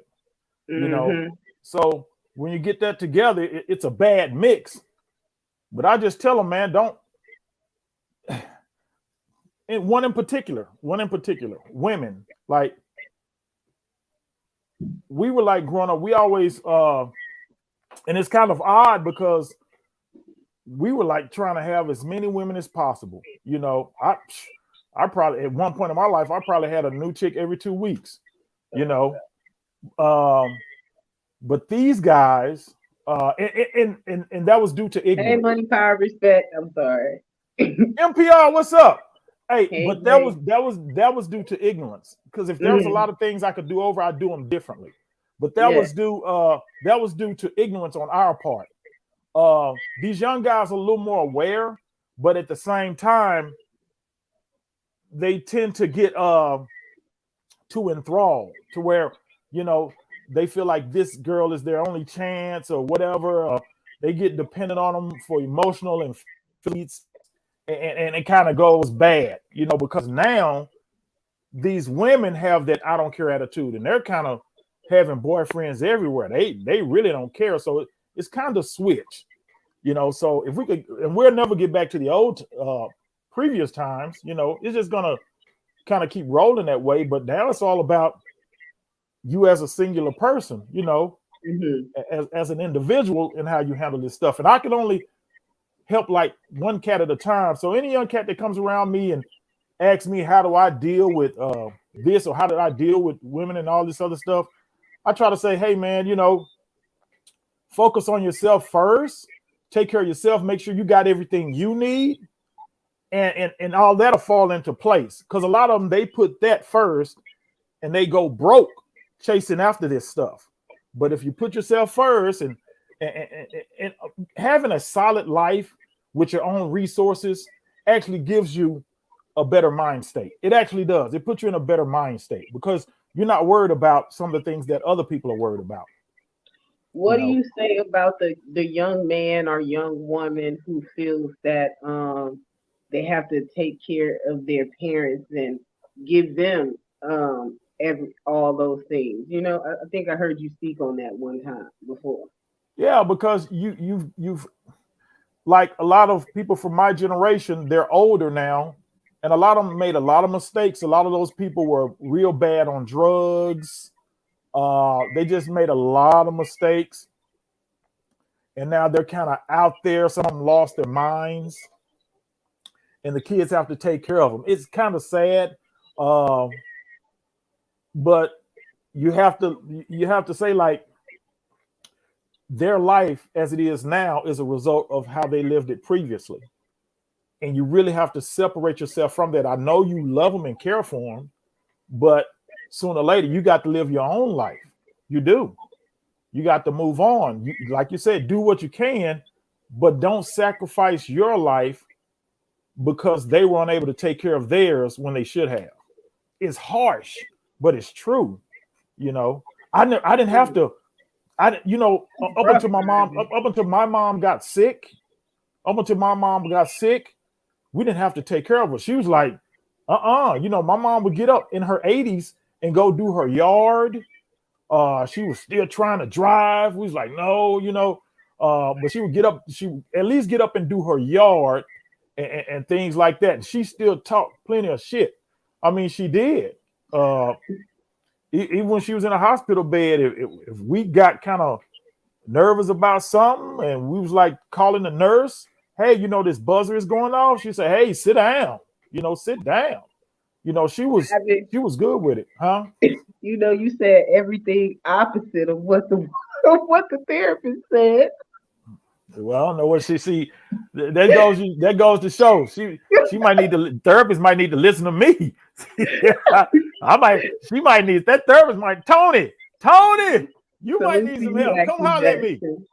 She was wonderful. No, I was asking her about the support that you should give to adult children that take care of parents and things of that nature. But you are saying that you shouldn't be bound by it. I heard you say that before on your show. I thought it was a little harsh, and I wanted to ask you that again. Like, yeah.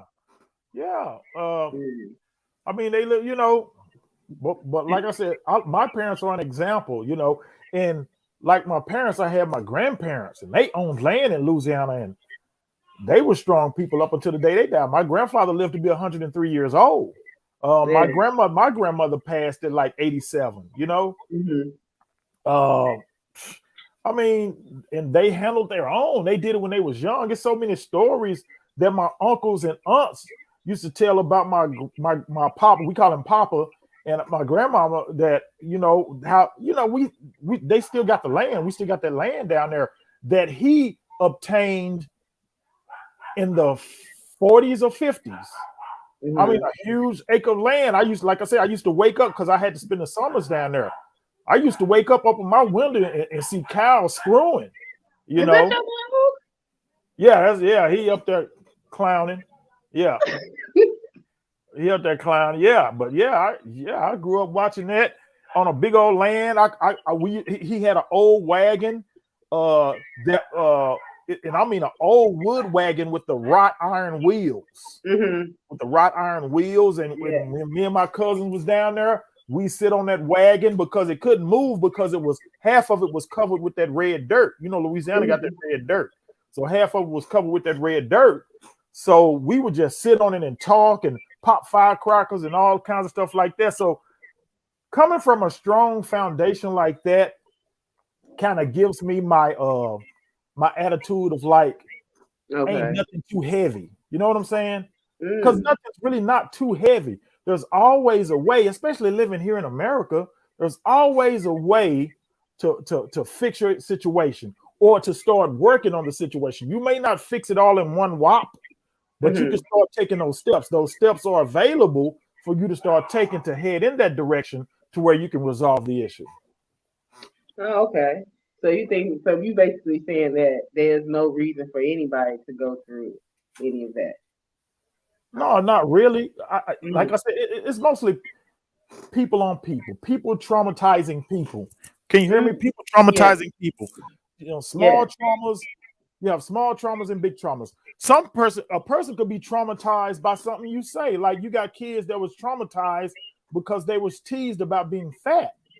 During their childhood, or teased about having a big head or big ears or something like that. So that can be traumatizing to them. But some trauma can be motivating. to make you want to better yourself, want you to lose that weight, or want you to be in better health, or want you to seek that money, you know, so where you can shit on everybody else. I mean, it's you don't know. It's you know, it's different scale balances here, so you never know.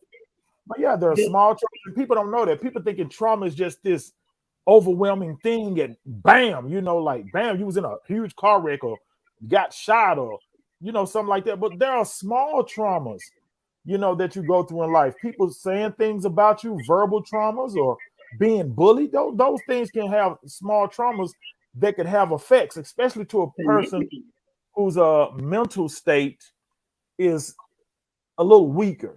You know, everybody have that strong mental state. Everybody doesn't grow up with that strong foundation. So some mental states can be a little weaker than, are more fragile than others. So you just got to watch. But me, one thing about me, I always like to give respect first. Nothing's wrong with being kind.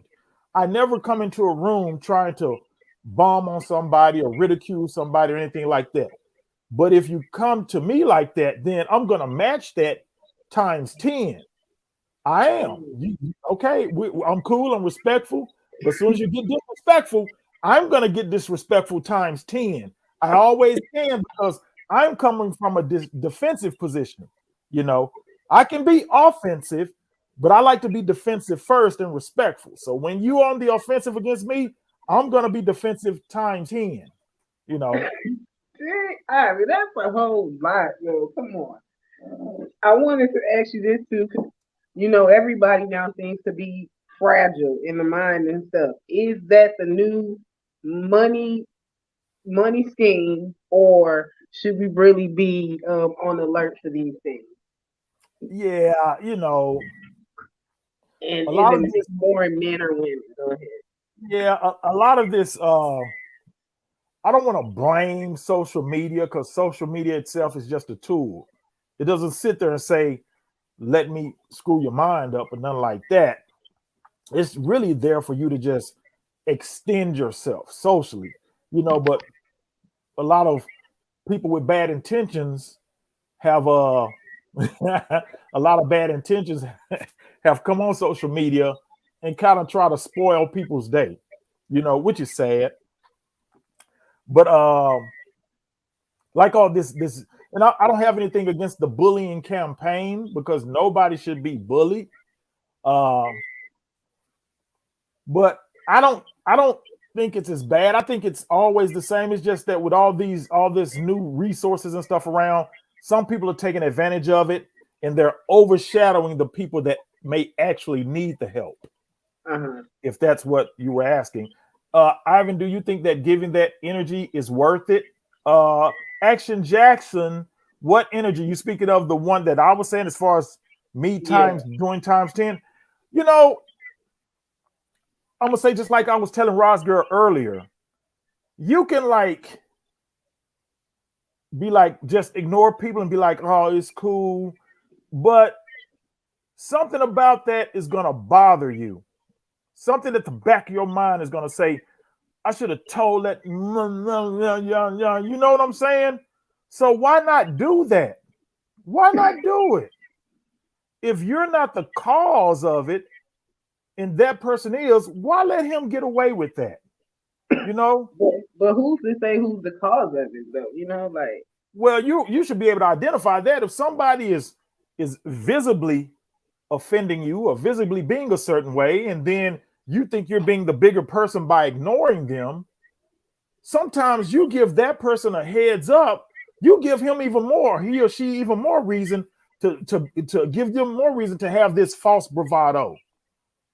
By giving them the heads up? Yeah. So if you come at them, you know, you be defensive and respectful. And when they go too far, you say, you know, blah, blah, blah, blah, blah. You keep it up, blah, blah, you know. And that way you feel good because you got that off your chest. And a lot of that, just ignore them, be the bigger person and all that. That's actually an excuse for fear. It's actually an excuse for fear. You know you wanted to bomb on that whoever it is. You know you don't want to let them get away with that. You know, and then you'll feel better. Like, yeah, I told it, you know, and be prepared for whatever. Because you know, you got these people that are coming at people. They're coming at people, but when you bomb on them, that's the fragile mind. They're more fragile. You know, some people are so fragile to where they gotta go at people for no reason. They have to. But then when you come back at them, they're like, "What did I do? What you mean? What did you do? You did this, and that's why I'm turning your ass up." You know, you gotta put people, you gotta check people right then and there. You gotta let them know where you stand and what you ain't going for, because you don't know. Some people will keep pushing you and pushing you. They will, because some people don't have a filter to say, you know, oh, you know, I should have chilled, I shouldn't have did that. They don't. Everybody doesn't have that filter, you know. Mm-hmm. So you gotta check their ass right there in their place, you know. And shoot, like I said, I'm respectful, but keep it up. Yeah, Light your ass up. I agree with that. I think that oh God, I kind of agree a little bit though, but I think that I just don't think that you should match that energy that they giving you. No, you don't match it. You exceed it. You Maybe exceed that's it. the man part of you, because I don't think that you're supposed to go that far like that. Well, like I said, it just depends on. Some things are small. Some things are small and you can ignore it. But then sometimes those small things add up and become something huge to where you like, all right, you done said enough, you done did enough. Now, bam, bam, bam, bam, Yeah. on your ass. You know, then they like, oh, okay, I should have left him alone. I should have left him alone, you know. Yeah. But then you're right, Action Jackson. But Action Jackson, you're right. On the other hand, some people's mental states are strong enough and they're confident enough, even arrogant enough, to ignore the you know, the little bickerings and stuff. Like what's that saying? What's the name? Kevin Samuels used to say it, but it's from that show on HBO, that Dungeons and Dragons show. The lion doesn't worry about the complaints of the sheep. That it's something like that. I forgot that show. It was a big time show. It was on HBO, like 8 seasons. It was like a Dungeons and Dragons. Anybody know what I'm talking about? The swords and all that the families were fighting. And Yeah, Alistair, his name was Alistair. The guy, he was like this ruler. His name was Alistair. And he says the lions don't concern itself with the complaints of the sheep. So sometimes if you are confident and strong enough within yourself, that lion inside of you is strong enough, sometimes the little bickerings and complaints of the sheep, yeah, they shouldn't matter. But sometimes you got to tell them sheep, sit your ass down, or I'll shear all that damn fur off your ass. Hold on. What's up? I mean, it's too much. Salute Doggy 5'4". Game of Thrones. Game of Thrones. That's it. Yeah, I'm on the show, man. What's up? And Action Jackson and all your yeah, I'm on Rod Girl show. Hit me up. Come check out Rod Girl show. Sweet lady, the lion doesn't care about the opinion of the sheep. There it is. Yeah. It's, okay. Yeah, the lions don't care about the opinions of the sheep. Disrespectful. You on the show answering the phone, Ivan? But it's somebody that's watching your show that's calling me. Yeah, the lion. Yeah, Alistair. What's his name? Alistair. But yeah, the lion doesn't care about the opinion of the sheep. There you go. Yeah, and that's true. So yeah, you can be like that, and that's cool. That's cool, because some people come from those positions to where they're jealous. They're still harboring. I'm serious. Like, and it's not just me, but when I was coming up, it was me and a couple of my partners. And here's the thing. We were considered handsome, or back then girls would say you're cute or you're fine. They used to say that. So not just me, but the guys I hung with and other guys, we were considered cute and fine and handsome. We really had no problem getting girls. but there were a lot of women that we had that other guys wanted and they weren't able to have. So some of those guys, even today, still harbor those feelings about that. I go to the park, I'll see somebody I remember from back then and say, "Hey man, you used to talk to so-and-so, you used to kick it with so-and-so." And I'll think back because it'd be so long ago, I'll be like, yeah. But he's still harboring that he liked her, but I had her. And that's the issue. And he's still harboring that shit because I beat him forgot, especially if it's like 30 something. A lot of them girls I forget, 30 something years ago. I don't know, but that person might have liked her so much that he still harbors that about her. Or even worse. You was with a girl that this guy married, and he know you used to be with her, like in our early 20s or something like that. So you used to have this girl, she was crazy about me or one of my homeboys, and this other guy that knew that, later on in life, he married her, So he still has this uncomfortable feeling when he comes around me or my partner, knowing that we was probably with the woman that he married, It's real though. It is what it is. I hate to say that, but that's true. Okay, Captain Hood. Who is Captain Hood? Somebody is trolling. I've never heard of you, Captain. You fought over women back then. Now you can just scroll up and see them nude. Yeah, that's true, Captain Hood. Okay, so everybody's going off this comment. I just need some help with it. What's the name say? If the lion doesn't care about the complaints of the sheep, then where does the food supply and the workforce come from? Pretty sure it's a major concern. Like, I'm still lost with what the hell does it mean? Like, if the lions don't compare, then where does its food supply and workforce come from? Well, the lion doesn't worry about the complaints of the sheep because they're complaining because the lion is picking a couple of them and eating them 2 times a day. That's the food supply. They're complaining because they're the food supply. So until they get bigger and grow fangs and all that stuff that makes them just as dangerous as the lion, they're still going to be food, because one thing sheep do is they screw a lot and create more baby sheep, only for the lion to eat their asses.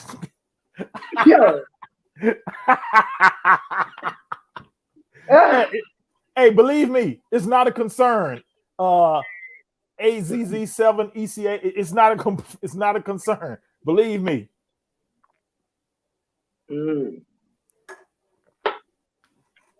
Yeah. Cool though. Yeah, I didn't understand none. Yeah. Keep complaining. But when I get hungry, either you shut up, or shoot, you can complain all you want to. You still gonna be food. And that's just the fact in the animal kingdom, all that food supply and workforce don't. No, lions eat and food. I must be saying it like that on your show. But that's what lions do. I'm done with you. I'm done with you. What you think about what they talked about what's her name? The Black Lives Matter lady giving all the money to her baby daddy and brothers and all of that stuff. She got an opportunity. Well, she got an opportunity. She took advantage of it. She capitalized off of it. At the base of all of this, whether you are a social justice organization or whatnot, the very base of it is what's in it for me. And what's in it for her was millions of dollars. George Soros is like what? He's a multi-billionaire. Yeah. Endless funds. Mm-hmm. That few petty $1 million that she spent is nothing to him. Is nothing. Yeah. Candace Owens said it. She only spent about $6 to $10 million, 16 million, maybe. That, and she's at the bottom of the barrel of that Black Lives Matter. What about the people on top of her that sponsor it, that bank finance it, and all of that. That's where the big money is. And like I said, it's just a scratch. It's just a rub, a brush of the shoulders to George Soros, and we're attacking her, and I don't have nothing against Candace Owens, what she's doing, but we're attacking her. But there are people on top of her that keep that Black Lives Matter machine running. What are y'all doing about them? You're going for Patrice Cullors. She's sitting at the bottom of the barrel, spending a couple of million here, buying houses, giving her baby daddy some money and all of that. Okay, yeah.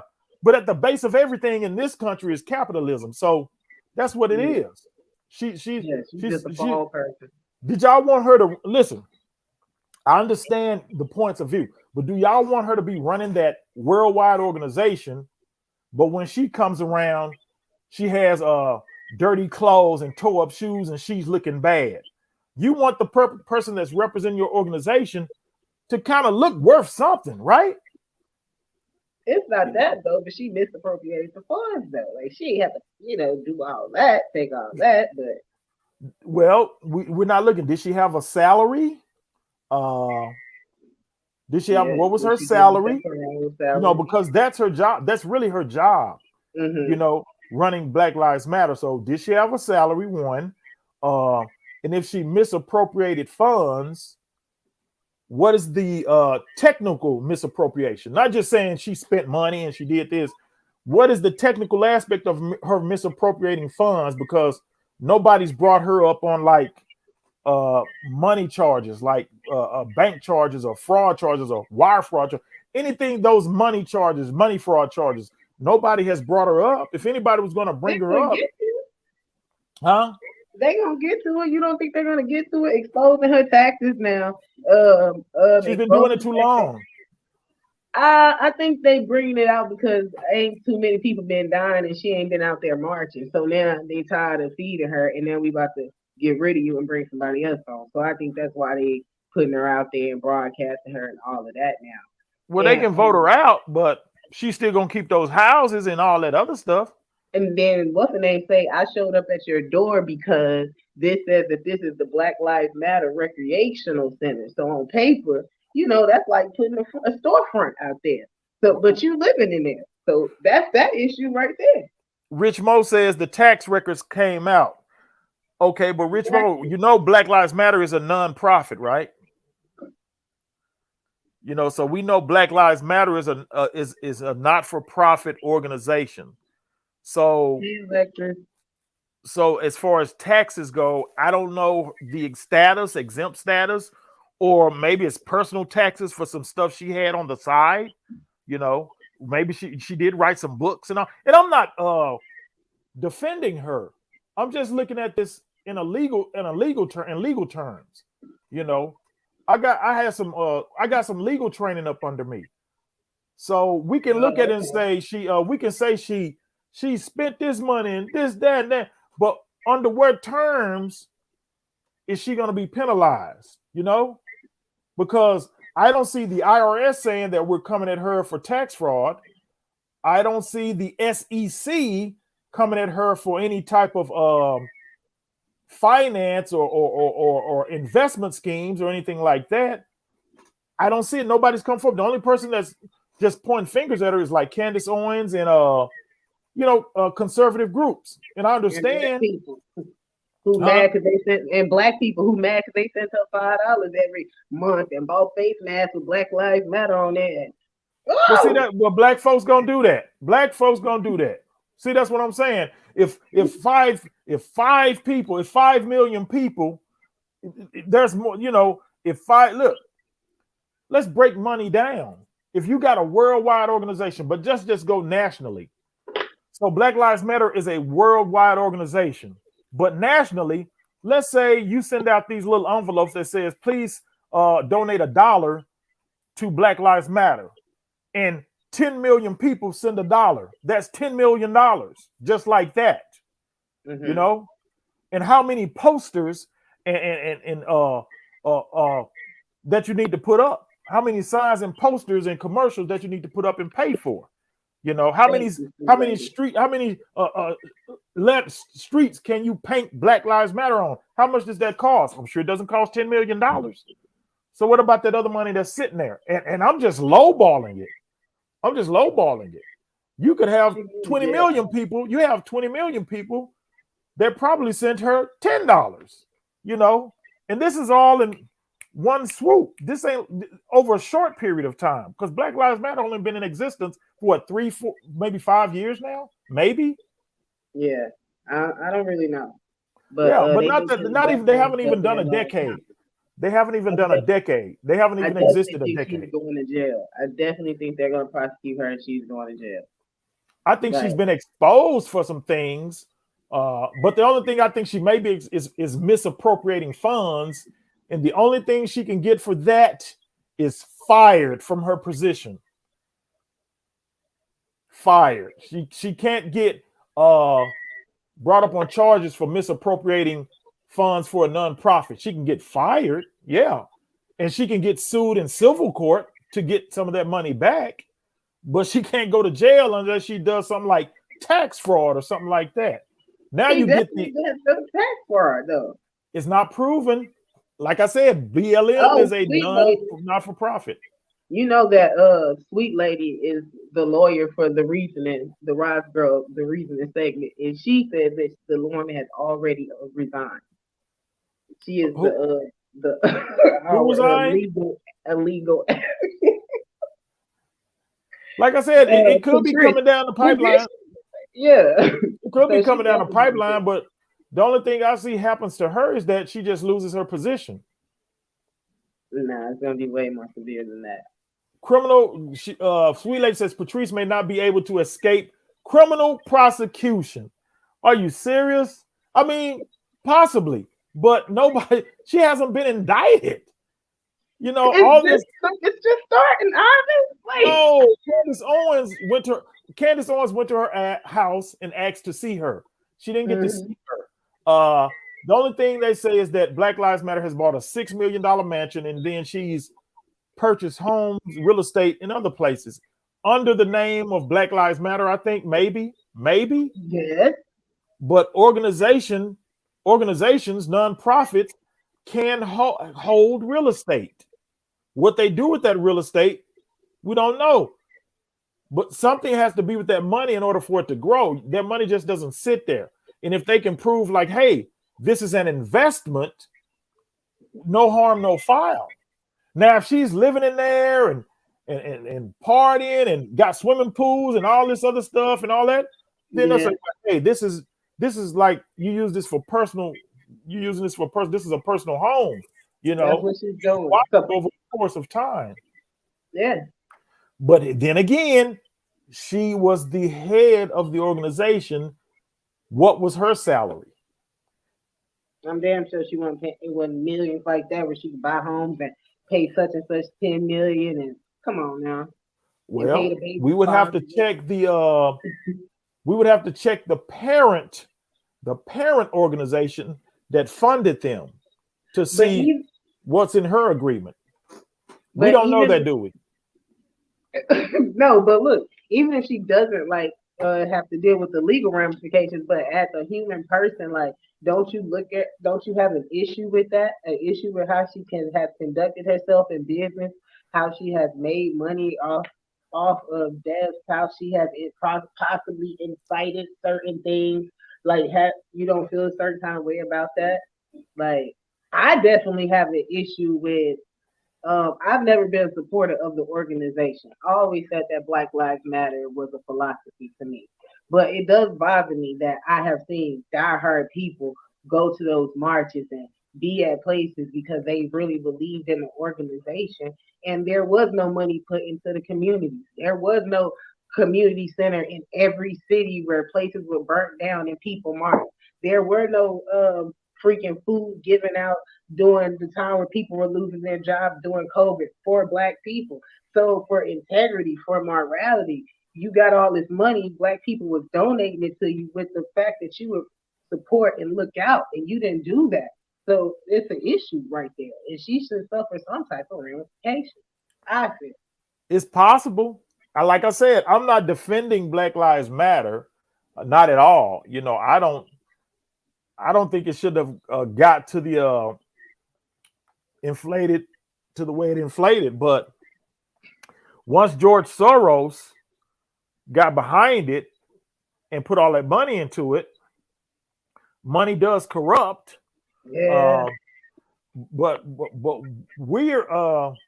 was Black Lives Matter supposed to do all those things you called out? Were they supposed to build centers, and were they supposed to do that? Was that on their what is it called? Your mission statement? Was that on their mission statement? She definitely said that recreational center was a place for Black people to come. So I believe she was trying to go that route. That should have been her mission. That was was there a recreation center built? Where she was living at, where Candace went to. She said, "Oh, that was okay. That house." Yes. Well, I mean, yeah. I mean, okay, but she was there. She was conducting Black Lives Matter business from that, which I guess it could be looked at as a home office or a national office. We can say that, but just because it's a big house and it cost $6 million, that was a drop in the bucket for what that as a whole, what they were getting from Soros. That's just a drop in the bucket. So her having a national headquarters in a nice, quiet residential area, like I said, I'm not defending it, but we got to start actually breaking this down to what the facts are. I think we're getting into our emotions, and now we're on a witch hunt. We're on a witch hunt now. I'm not defending Patrisse Cullors, but we got to let things run their course, you know. And if the legal system ain't running their course, what are we gonna do? You see, AZ's coming. He's always coming real tough at us. Let me see. Maybe I haven't been watching enough today, but how does Patrisse BLM monopolizing on race baiting supersede fiat currency and fractional lending when it keeps everything down, rich and poor? Thank you. See? There you go. Good point. How do you say your name? Azak or A7H? I always say Azizi. Well, thank you. Azizi? Okay, that's cool. I don't know if I'm saying it correct, but thank him always for coming. I see him in chat, and he's always in here. So, yeah. You know, these things spring up based off of emotion. They always do. Huh? Oh, Aztec. Okay. Aztec? I like that. Aztec. As will do. As will. Okay. Aztec. Cool. I like that. Aztec. We always let these organizations get our emotions stirred, and they make these promises. Remember, there was I did that. There was also fraud during the days of Martin Luther King and the civil rights era. Mm-hmm. Some people that were supposed to be a part of his organization or said they was a part of his organization was in other little cities taking up money and using it for themselves. Yeah. And back then, what happens is we let these organizations come, or these individuals come along. This is kind of how Jesse Jackson and Al Sharpton kind of blew up. They play on our emotions. And we're willing to just give them our money. Like this is what even bootleg and shade tree preachers, same thing. You know, they get loud. They stand in front of everybody and on top of everybody. They get on a soapbox or podium because nobody else wants to do it. And that's the problem. This was a problem that I had coming up in the 90s because we had leaders like, it was at one point Jesse Jackson, because he like decided to run for president. So everybody was like, run, Jesse, run. Remember that? Mm-hmm. It was like, run, Jesse, run. And then he started the Rainbow Coalition. That's what it was called, the Rainbow Coalition. And we got all, we get all stirred up because of this.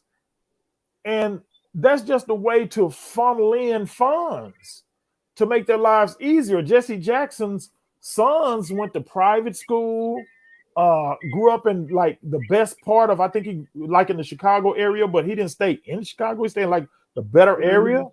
I mean, they make these lives for themselves, and all they have to do every once in a while, occasionally, is just jump in front of a crowd and say, "We ain't gonna take this from Whitey," and then Whitey probably ain't even did nothing.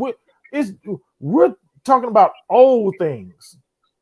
And we're letting it, because we've let them speak for us. All they have to do is just make their little seasonal announcements or speeches. And even though nothing is happening, we're still giving and like, yeah, that's right. But nothing is happening. You know what I'm saying? Yeah. And I want to ask you something. Have you ever heard of a white leader?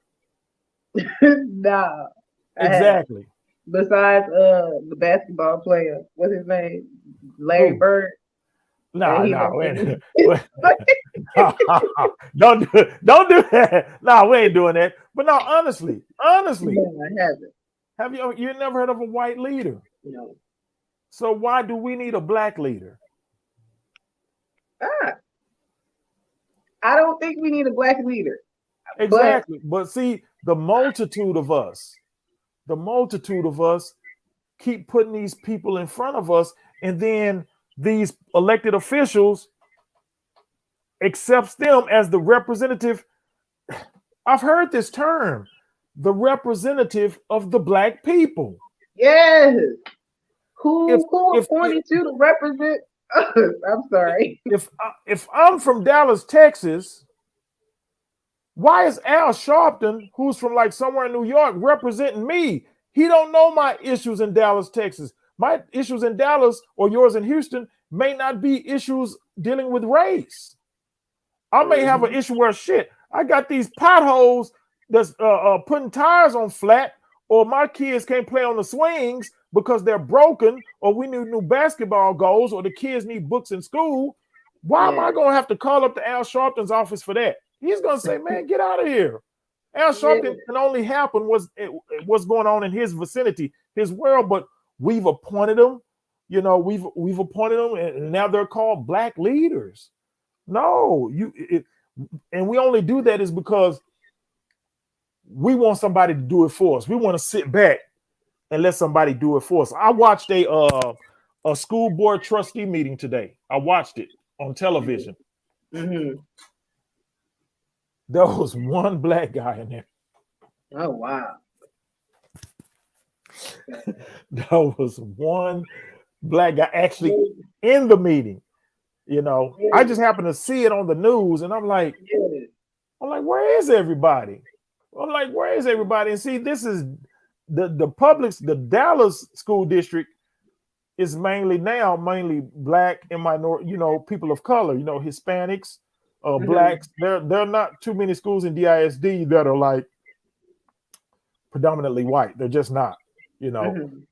DISD schools are predominantly black or Hispanic. There may be a few white folks here and there, but they've taken their schools here in the Dallas area. They're taking their kids to the Allen School District, Plano School District, Highland Park School District. Wow. They're not messing around with the DISD. Even black folks talk bad about DISD. Mm-hmm. And I watched the trustee meeting on the news, and only one black guy was sitting in there. Wow. We won't go to the city council meetings. We won't go to the land commission meetings. We won't go to, you know, when they have an argument about home appraisals in Dallas, you'll see a bunch of white folks in there because they're complaining about their appraisal values. They're saying their appraisal values are too high or too low, and now they got to pay these taxes that they don't want. You know, they should be exempt, and their status wasn't exempt. You know, but it's mainly white folks. Yeah, you may see a couple of black folks in there, but a lot of times, black folks don't know what to complain about. They really don't. Or they missed the meeting. They don't know where the meeting at, where to go. They don't know they got a voice though. They're not seeking the attention. The city puts this stuff out. The county, they put this stuff out on bulletins. You know, I'm gonna say this, and I hope I'm not sounding too harsh. Because this is the reasoning over here. We try to, we try to be reasonable. I'm not. I hope I don't sound too harsh. This shouldn't be too harsh. We are afraid, not afraid, but we don't want to do the boring stuff. We don't. Mhm. We don't want to work. We don't want to concern ourselves with the boring stuff. We don't want to concern ourselves with taxes, what's going on in the courthouse. Unless they call you to court, you're not worried about it. You know what I'm saying? We don't want to do the boring stuff. But see, it's the boring stuff that's the most substantial. Yeah. With your everyday life. It's that boring stuff. It's knowing about the changes in your city, knowing about what they're planning. And then we complain. See, we complain about gentrification. But we only complain about it when it hits us in the face. But you don't know that investors and the local officials in your county or your city was had plans for your neighborhood, your area 5-10 years ago. Yeah. Mm-hmm. You know, my mom, she used to go to those meetings because she was a part of that group. It was a group called Acorn or something like that. She was a part of that group because, she got older, but she still wanted to work. So she became a volunteer for Acorn. And city officials would come to Acorn and she would tell us, well, the transit organization is planning this. She was telling us that 10-15 years ago, and now you're seeing city transit lines being built where she said they were being built. There's a University of North Texas in my neighborhood. She told us about that a long time ago, and it's sitting there now. They're taking students, but these were plans that were made 10-15 years ago. But if we don't concern ourselves with the boring stuff, then we're gonna keep losing. We don't involve ourselves because not aware. Yeah. Mm-hmm. So stuff like that, when this stuff hits you and you're unaware or not ready, that can have an impact on your mental state too, because you feel like you're being victimized, and you're not. You just go ahead. Go ahead, you good? I'm sorry. Yeah, you just wanna do the fun stuff. Us black folks, we want to do the fun stuff. Like Paul Mooney, one of my favorite comedians of all time. Paul Mooney said, "Black folks like to party. We want to party. We want a reason to party as much as we can.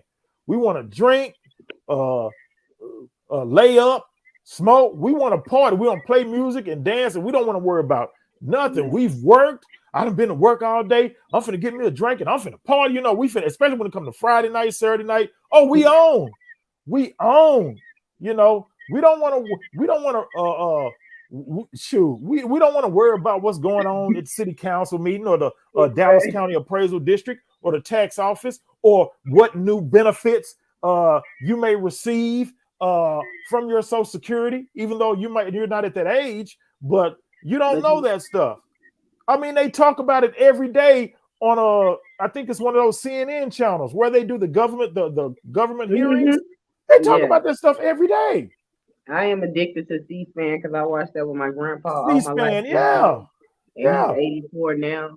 But it starts there. It starts with us being aware, making votes in our county courts, going to the school district. I was mad because my daughter at her school didn't have a teacher for like a whole more than 6 months at the school, and I had to completely move her up out of the district. Like, and it's like, who do I complain to? Who do I talk to? Now the superintendent quit or get fired, and you just like, well, what the hell is going on? And everybody needs to be concerned about that, not just a few. Yeah, right. The thing is turning. What did I do? Oh, okay, there it is. Yeah, a lot of people are not concerned about that at all. And I guarantee you, like, my daddy used to go, because my daddy, he owned real estate. He owned rental properties. He had 2 of them growing up. So one of those houses he obtained, well, he was a veteran, but one of those houses he obtained, it was something that used to be called dollar houses. It used to be called dollar houses. But what it was the early installment of the tax sales. Like if somebody didn't pay their tax sales, and sometimes the taxes would be so low, it was like buying the property for pennies on the dollar. Oh, like short sales or something like that. No, these were tax sales. People didn't pay their taxes. Yeah, but people would sell them like that. Go ahead. Yeah. Dog get 5 fees. No, I call it dog get 54th Street. Dog get 54th Street. You ain't 55th, you 54th Street. Yeah, but that's what they called them dollar houses, but they were actually the early implementation of tax sales. And that's why they called them dollar houses, because some of the taxes were so cheap, you were actually getting the house for pennies on the dollar. So he actually got one of his rental houses that way. Oh. He actually got one of his rental properties that way.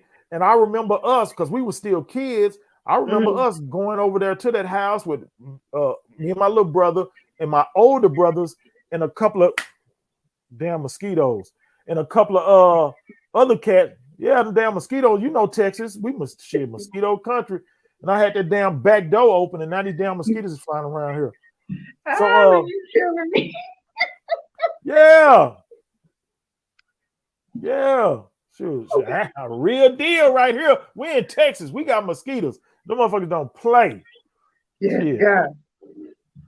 Yeah, but me and my little brother used to go with him. You know, he had his truck. We get in the back of the truck, and my older brothers and a couple of partners that my brothers hung out with, they go help him, you know, get the house ready for rent.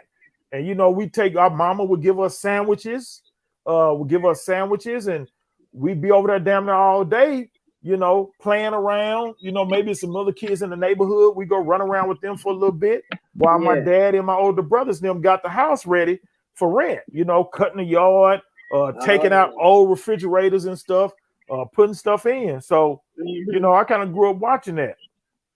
And yeah, that was the thing. It was called dollar houses. It was the early but they call them tax lien sales now. Yeah, well, that's what I was thinking of, but you said dollar houses. I'm thinking it might be a term there or something. Yeah, that was the early term of that dollar house, because I remember I think it was my mama talking about he went down there to that dollar house or something like that. Got him a dollar house. Hey, y'all enjoying the hat? Hey, yeah, I love this hat. I've still been waiting on the train to be built from Houston to Dallas. The bullet that they've been. Oh, that bullet train? Oh, it's coming. Yeah. It's coming. Yeah. I'm like, but I think that Dallas is a whole, and I can't say it. I'm not. Rich Mo, huh? You think Dallas is what? I can't say it because I'm from Houston, and then people. Nah, I can't say. Go ahead. I'm not judging out. Yeah. No, I think that Dallas looks a whole lot more metropolitan like than Houston does as far as like the structure of it, the highways. Yeah, I like it. Yeah, because I got kinfolks down there. When I come to Houston, and I ain't been in it had to be like 7 years. I ain't been in Houston in 7 years. But when I come to Houston, I be like, man, y'all traffic ain't no joke. I thought Dallas traffic could get bad, but y'all traffic ain't no joke. And one thing I like about Houston, y'all got them meat houses outside. Like we head back to Dallas, we stop by the meat house. You know, get some of that deer sausage. They get that good turkey jerky. We get all that, boy. That meat be hanging. That meat be hanging. We like, shit, I want that. I want that. Dude. Yeah, Houston got some good stuff. I like Houston, but then, yeah. I don't know why y'all are still considered bigger than Dallas. Even San Antonio is considered bigger than Dallas now. I mean, I'm sure because we have more people. It's more people. Yeah. I think there is more opportunity for Black people in Houston, though. I will say that. You know, there is more opportunity. There's more opportunity everywhere, but for some reason, and I think Houston cats, in some aspects, can be more resourceful. But that can be out of need, you know, than out of just what it is, you know. Yeah, I was ready to go up out of there. Ledbetter Drive. Who Ledbetter Drive, man? What you know about Ledbetter? Say, man, what you know about Glendale Park? Oh Lord. Let better drive, man. Say, man, what you know about the Cliff Club?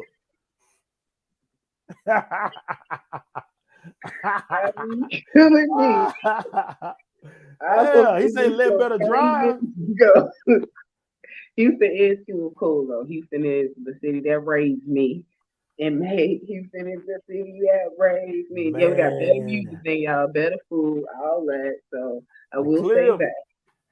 Hey, I had the best time in Houston. It was an all-star weekend. I think I talked about this before. It was an all-star weekend. Allen Iverson threw a party. Oh yeah, I was there.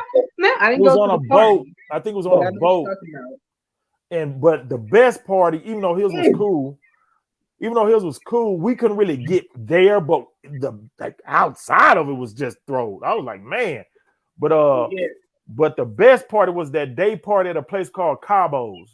Woo! Yeah, Cabo's. Woo! That was the best time ever. And before that, because I ran track in my high school, they used to have something called Texas Southern Relays. That was a big weekend. Every year. Woo! And we stayed down it was a hotel downtown we stayed in. And man, it was like high school and college. And man, we was running, me and my partners, the track team, we was running around that hotel. And boy, I came across a girl from Jackson State. Woo, woo! Woo, that was one of the best weekend, boy. That was a college girl, too. I was a little nigga come from high school. Girl from Jackson State, Mississippi. Man, she couldn't even run that next day. She couldn't even run track that next day. You terrible, Ivan. Ivan, you think those respectable wow. They say, man, they're like, man, Ivy. They come Ivy, man, that girl in college, man, what you doing? You got that college girl, but she from Mississippi, so she was kind of slow, you know. So you know, she's from country. Sweet lady. Who is this? Ivan, what's good? It's Mike Jones, man. You say you just banged a slow joint, man. What's up? Is this Captain Hood? Nah, I don't know who Captain Hood is. Yeah, you just say, but you said I banged a slow joint. That's what you said. You said you banged somebody slow from Mississippi, you said. No, she was from country Mississippi. You know, like she wasn't fast enough to yeah, she was, you know, so I'm a little slick cat from the cliffs. She goes to Jackson State in Mississippi. She's a little country Mississippi girl. I get to spend that little game. I'm from high school, but shit, I'd have been around by then. I get to spend that game shoot. She couldn't run. She could barely run that day. I got a good joint from Mississippi when I was spending the summers in Memphis, Tennessee. She was from Mississippi. I met her at Bible Church Camp. Big fan. Ooh, Memphis. Yeah. Memphis. I'm going to tell you, Memphis 10. I'm going to tell you something. See, because I went to college in Arkansas and I pledged in Arkansas. And a couple of my frat brothers, well, mainly 4 of my frat brothers are from Tennessee. 2 are from Memphis. One is from Nashville, and I forget where the other one is from.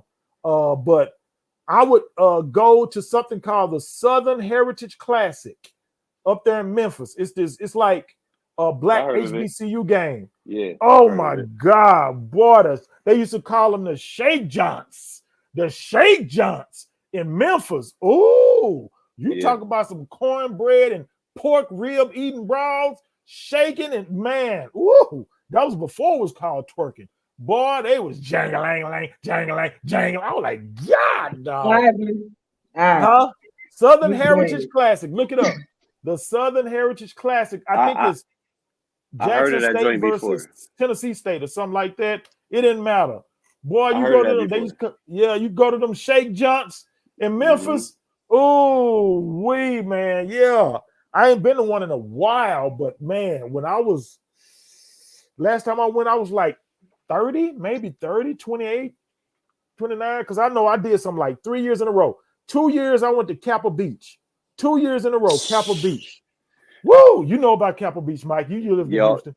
You know about Capitol Beach. Yo, you know what's so crazy? I ain't even that's too long of a story, but yeah, Cap was definitely fire, man. Was definitely fire, man. In Galveston. Riding down Seawall. You know about that, Raj. You know about Seawall. Raj. You know about Seawall, man. We used to go down Seawall. Dude, we would get a room We would get a room and not even sleep. We'd hang out all night outside down Seawall, all night. Shoot, we hanging out. Next thing you know, it's 6, 7 in the morning. We didn't even go to we done bought a room, ain't even went there. And I'm gonna tell you the best Kappa Beach. When Lil Troy dropped Wanna Be a Baller. Damn, Ivan. I was in the 8th grade. I was in the 8th grade when that came out, right? You wasn't there. You wouldn't know. Boy, that I wasn't there. But yo, listen, I was in the 8th grade and I can tell you that shit was lit. When you just said that, I know for a fact you was the fucking man, because I'm telling that's a lit like what you just said, Ivy. That's crazy. That was I had a black GS3 with the moonroof.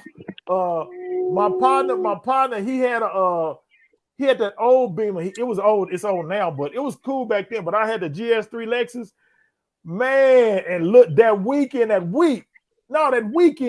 Lil Troy dropped one, and that's all you heard. I'm gonna tell you, three songs jumped off that weekend. Lil Troy Wanna Be a Baller.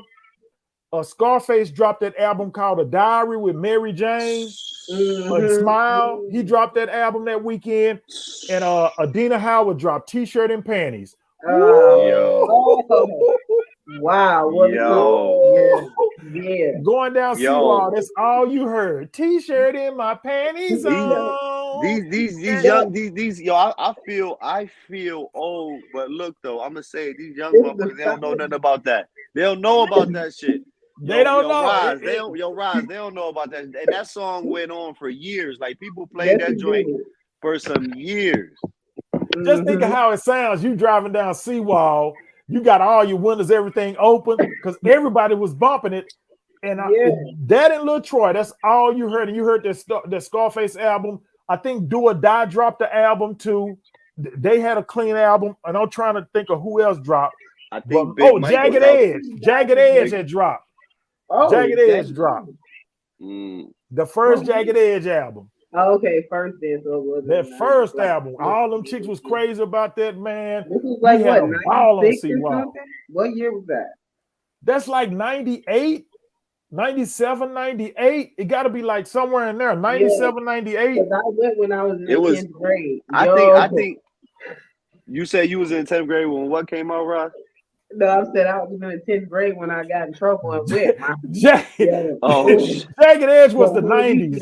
Came home scared.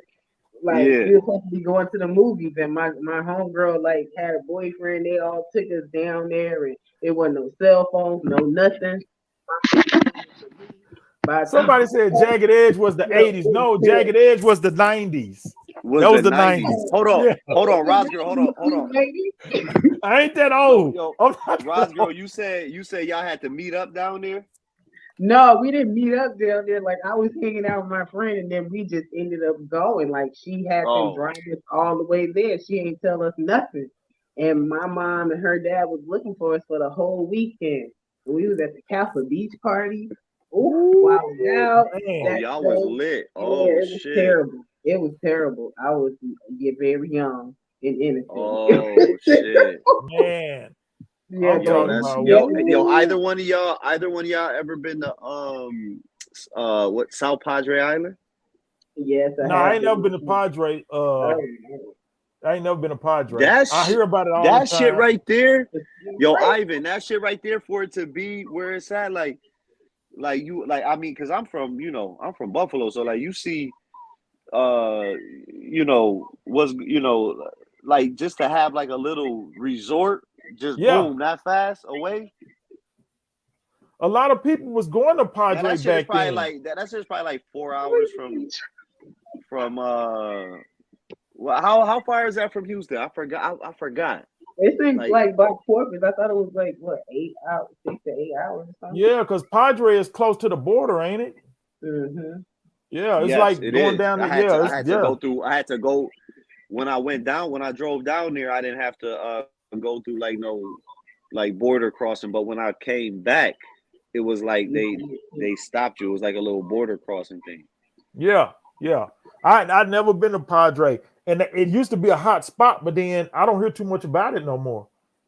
I heard too much And that's about people why going to hydrate. that's why and that's why it's fire. Because but the only thing I fucked up the first time I learned my lesson, you gotta pick the most expensive hotel over there. Because other than that, you gonna get a piece of shit room. You know what I'm saying? Yeah, I had to change rooms twice out there. Man, it was a hotel in Galveston. They tore up. What's that hotel? It's the only one that sits right off the beach, like right off. The It was. Hotel Galvez or something like that. It's called the Galvez. I think it was called the Wayfarer at that time. Everybody was always trying to go there. And yeah, that's the hotel where everybody went. Everybody went to that hotel, and they tore that sucker up. I know they tore that sucker. After that weekend, they changed because that was like I went 2 years in a row. That weekend was the last. So I think that was 98. I think it was 98, 97, 98. Yeah, 97, 98. 98, after 98, when they tore that hotel up like that, Galveston changed the rules. They started putting they made it like a little street fair with little tents, and they just jacked it up. After they jacked it up.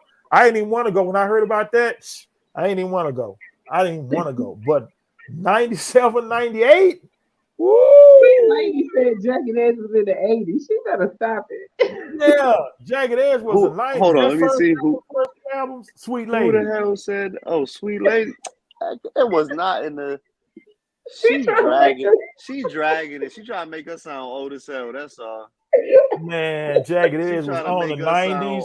She trying to make us old as hell, man. Yeah, shoot, That's man, it was on. It was on the 90s, the half end of the 90s. Cowboys was winning Super Bowls. We had Cowboy Cafe here in Dallas, Cowboy Cafe, where all of them was getting in trouble. Michael Irvin. Ivan, I know you, Ivan, I know you probably this is crazy that we both on the line right now, right? So you probably never had this conversation. See, it was one-sided. Now you just said about the Cowboys, but it's two sides to that coin. You know how that messed up our city, Ivan, man? Yeah, yo, Ivan, man. Yo, Ivan. Y'all was losing two Super Bowls in a row. I know y'all ready to turn shit up in Buffalo. I know y'all in a row, man. Y'all lost too, dude. We was living, dude. It was so many groupies in Dallas. It was so many groupies. The groupies from New Orleans alone was killing the scene. It was killing the scene. The groupies that came from New Orleans, man, the Cowboys, man. I don't care what nobody say. To this day, you'll get groupies from everywhere. If you look online, a dude scammed a bunch of chicks out of $250 a pop to come to a private party, a mansion party in Dallas. It was called a Dallas Cowboy private mansion party, and he charged these bros $250 a pop because he said it was going to be $100,000 money drop. Right? It's on Instagram. All these chicks showed up. One even drove from New York. She drove from New York to Dallas. This just happened this past weekend. Man, all of them was pulling up in his neighborhood. Wasn't no party, and they all paid to. Man, that dude hit at least for a $50,000 lick. $50,000 lick. All these chicks showed up. It's going on. It's on Instagram right now. He scammed them. I'm telling you, dude, I don't care what nobody say. So many groupies come through Dallas, and especially back then, dude, we had Cowboy Cafe. We had this another place called the filling station. And see, back then, the Cowboys used to just hang out, until Michael Irvin got in that trouble. That's when Jerry Jones shut everything down. Because until then, you go to any spot and you'll see some Cowboys. You'll see Michael Irvin. You'll see Big Nate. We used to hang out with Eric Williams at the it was a club called it was right there on Greenville Avenue. I forgot what this club was called.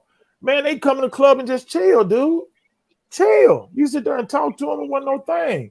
But as soon as Michael Irvin got in all that trouble, Jerry Jones shut everything down. They couldn't come to Cowboy Cafe no more. You stopped seeing them at the clubs.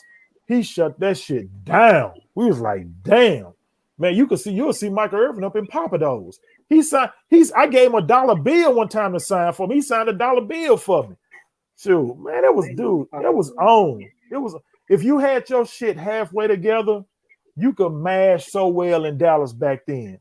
And I'm sitting up here talking like a drunk uncle, but you could actually, I lived it. You could mash if you had a nice ride, your money together, had your own spot, dude. Every other weekend, you was bringing a new one to the house. Every other weekend, you bringing a new one to the crib. And dropping off in the morning, or she drive her own shit.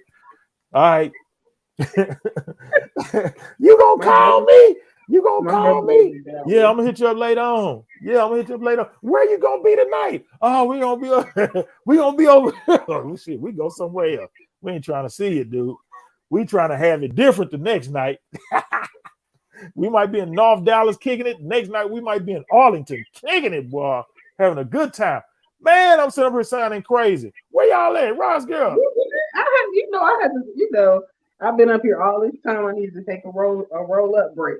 Forgive me. Roll it up. Remember that old song? Roll it up, my homeboy. Roll it up. You don't remember that song? Roll it up. Y'all remember what was that name? Success and Effect. Roll it up, my homeboy. Roll it up. That used to be the jam. Man, I miss them days, but I had a good time. Yeah, I had a great time. You see, I'm getting ready for trail ride. I was about to ask you. I asked you that earlier. I said you going to a trail ride. Getting ready for, my family. We go to Louisiana. We have a trail ride on the 4th of July. Oh, wow. Jump on the 4-wheelers. The little kids, they get on the wagon. They go to the trail ride. We'll be on the 4-wheelers. Yeah. Shoot the guns. We shoot guns and all that. We have a ball. My family have a lot of family in Hearn and Calvert, so we would go to the Hearn. Hearn. Yeah. Hearn, that's by College Station. Yeah, I know about Hearn. Yeah. I know about some Hearn, yeah. I know about some Hearn, Texas. Hearn, all of that, yeah. Yeah, we go to Shreveport, Bossier, Red Shoot, all up in there, but they trail ride, crawfish. What are you driving down there? Yeah, I'm driving. Oh, okay. Yeah, but I might ride with my brother because I get down there, get to drinking, talking shit. Oh, man. I love a trail ride. Yeah, we trail ride. It be the family. We got a big family, so we be riding. Shoot. Oh man, you remember when I was on camera last when I was in Louisiana? Mm-hmm. Yeah, you remember when I was on live? Yeah, at my brother's house. Cause my brother got a house down there, so we go down there. He got a freaking big ass mansion, So we go down there and stay. The cowgirls is something different, and the cowboys. Yeah, they had a trail ride here a couple of months ago, and it got shot up. What? Really? Yeah, a couple of months ago. You can look it up. Shootout at trail ride in Southern Dallas. Yeah, you can look it up. It just happened like a month or so ago. Oh wow, that's crazy! I ain't never heard nothing like that. They was having a concert. I forget the name of the rapper. It was a rapper. He's a big time known rapper, big Southern rapper. He showed up. He's about to do his show. He got the shooting. One boy got killed. A young kid, little teenage boy. I don't know how old he was, but kid got killed. I think somebody else got shot in the foot. It was a trail ride though. It was a trail ride, and they do those trail rides every year. Because that's the back end. That's the back end. Ledbetter, if you're in here, you know what I'm talking about. That's the back end of Oak Cliff. The back end, Camp Wisdom, Houston School Road. Well, it used to be called Houston School Road. Now it's called University Park or University Hills. We got property lands. Cats got like farmland or whatever they call it, but they do the trail rides and the trail ride parties back there. And they had one big one like last month or a couple of months ago. And got kids, so a couple of youngsters got shot up. They got the shooting. First time it ever happened. It was crazy because they used to have good trail rides and parties back off in there. But they finna shut that down. Y'all in the chat who don't know what a trail ride is, it's usually a 3-day shindig where you ride down there on horses and wagons, and usually on Saturday it'd be a dance and stuff like that. Yeah, barbecuing. and stuff. And line dancing. Line dancing. You might doing see the Cupid shuffle. Do Hey, the Cupid shuffle. Hey, to the left, to the left, to the left. Yeah, yeah. Cupid shuffle. like that. And Wobble, then do the on wobble. Saturday night, they sleep Yeah. and wake up on Sunday, and they be in trailers and all that. And Yeah, it's on a horses. beautiful Yeah, day. on horses. It's Yeah, in the summertime in Texas. We have like crawfish balls, all that. Yes, crawfish, beautiful horses. catfish. Yes, catfish, All of that. everything. They usually have that all in the summertime in Texas. Yeah, sweet lady. They be on horses. On horses.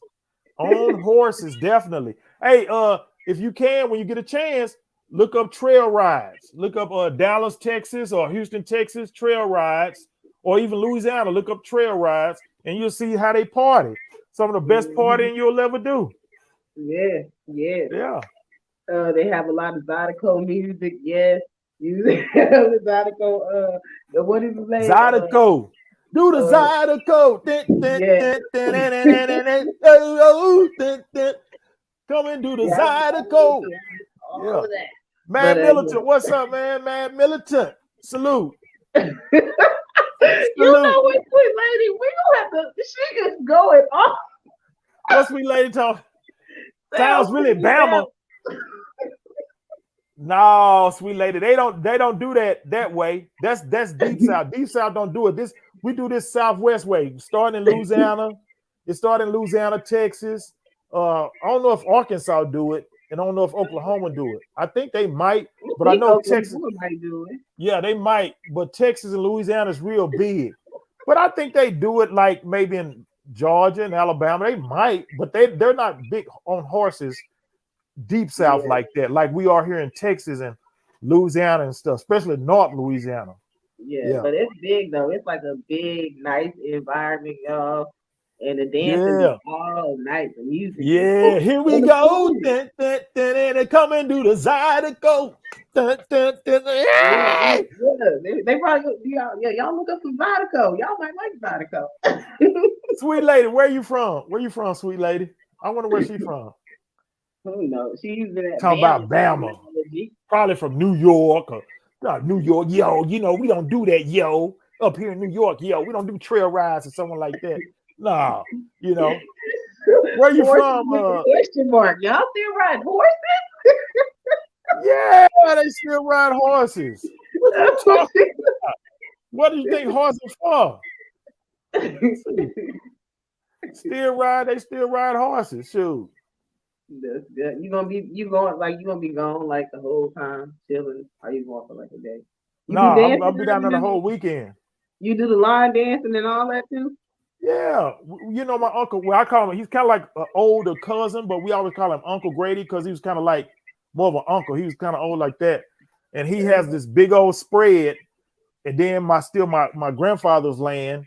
So some of us will stay over there, and some of us will stay with Uncle Grady. But my brother got a house, so all of us that come from Dallas, we'll stay over there because he's got like a 6-bedroom house, and we kind of just like all over the place. And yeah, so I stay the whole weekend. Shoot, when I leave, I leave. I ain't trying to go and come back. Ain't nothing here in Dallas. I did Dallas. Shoot, I did Dallas enough. Shoot. Yeah. Ain't nothing new. Ain't nothing. I mean, it's still cool. You can still kick it here, but it ain't nothing new that I ain't done here. I don't see them doing nothing new. Sweet lady, you from New York? I thought so. Sweet lady, I guarantee you, if you come down here, you won't want to leave. You won't want to leave. We're supposed to say sounds like a separate set with the dancing. They need to start. Yeah, it's a steppers. Yeah, well, step dancing. They are stepping, kind of like we step dance too down here. A lot of stepping, like that Chicago stepping, and all. As a matter of fact, it's a dude, Jerry. We got a guy down here. He teaches. A couple of people around here teach step dancing. That Chicago stepping. I still want to learn it. I really don't have it down, but I can do the line dance, the Zydeco, the Cupid, and all that. Yeah. I practice all night before I get there, so I can just do at least 3 steps in the line dance. I could do. I could do line dancing like somewhere like that. But if I go to a club and they start line dancing, I'd be like, no, not step dancing, but the line dancing, like to the left, slide to the right. Then I'd be like, oh man, I ain't trying to do that. But you got folks that be getting them line dances. Boy, they be going, they got their own little ass they do to it. They do some twerking with it. Then they get back like, golly. Especially the ones with the boots and the spurs, when they be having the spurs on their boots and they be flipping them all when they dance. I be like, oh, okay. Richmond, Southern Illinois is country with a lot of land. Yep. Southern Illinois, Salukis. Ain't that the name of the college there? Southern Illinois, the Salukis. Coming through the Zydeco. That's what when I go out, that's what I kind of go out for. I go out, I like to hear live bands. You know, we got a lot of live bands here in Dallas, and they good too. If ain't no live band there, because if it ain't no live band, then it's gonna just be rap all night. And I'm like, I never got that while people that's like my age or older, they could sit there and dance to rap all night. I'm like, nah, dude, I didn't come from that. You know, I mean, you can listen to some old school rap, but nah. Yeah, all right, Aztec, salute. Yeah. Shoot, but no, I can't do that. I can't sit there and listen to rap. And I'm like, I went to a hole in the wall or whatever, like a club for grown folks, and the dude was playing rap all night. And I was like, what? And these people was dancing to it. And the thing is, these older guys, they're trying to appear young and dance to the rap. And I'm like, nah, dude, I'm in here. These are grown folks. You need to take this back. You need to play some Cameo, some Candy. You know, play some Midnight Star. I'm curious. Boom, boom, boom, boom. You know, man, ain't nobody trying to hear no rap at our age. Playing the local Dallas rappers, and man, I'm like, come on, man, these people in here 40 and 50 years old. They know some good old beat, huh? There's older people in there. 40s, 50s, and 60s. We got clubs like that where grown folks, 40s, 50s, and 60s. You know, it'd be some young people in there. Yeah. But it's young people that like that. You know, they ain't trying to be around that rap and dudes in the club throwing up sets and all that other stuff. So they come to the nice club. You know, we got one called Odyssey. Cliff Club closed down. Then we got a lot of juke joints in South Dallas where they still kick it like that. But then you got a lot of other places now that do live bands, like Sandaga 813, the place out in Carrollton, the Cantina, something like that. Cantina, they had a live band, so that's where I go. I don't really like to go where it's just a DJ all night playing rap music or mostly rap. I can't do that. I can't. Yeah, you know, I had my fun with rap, and that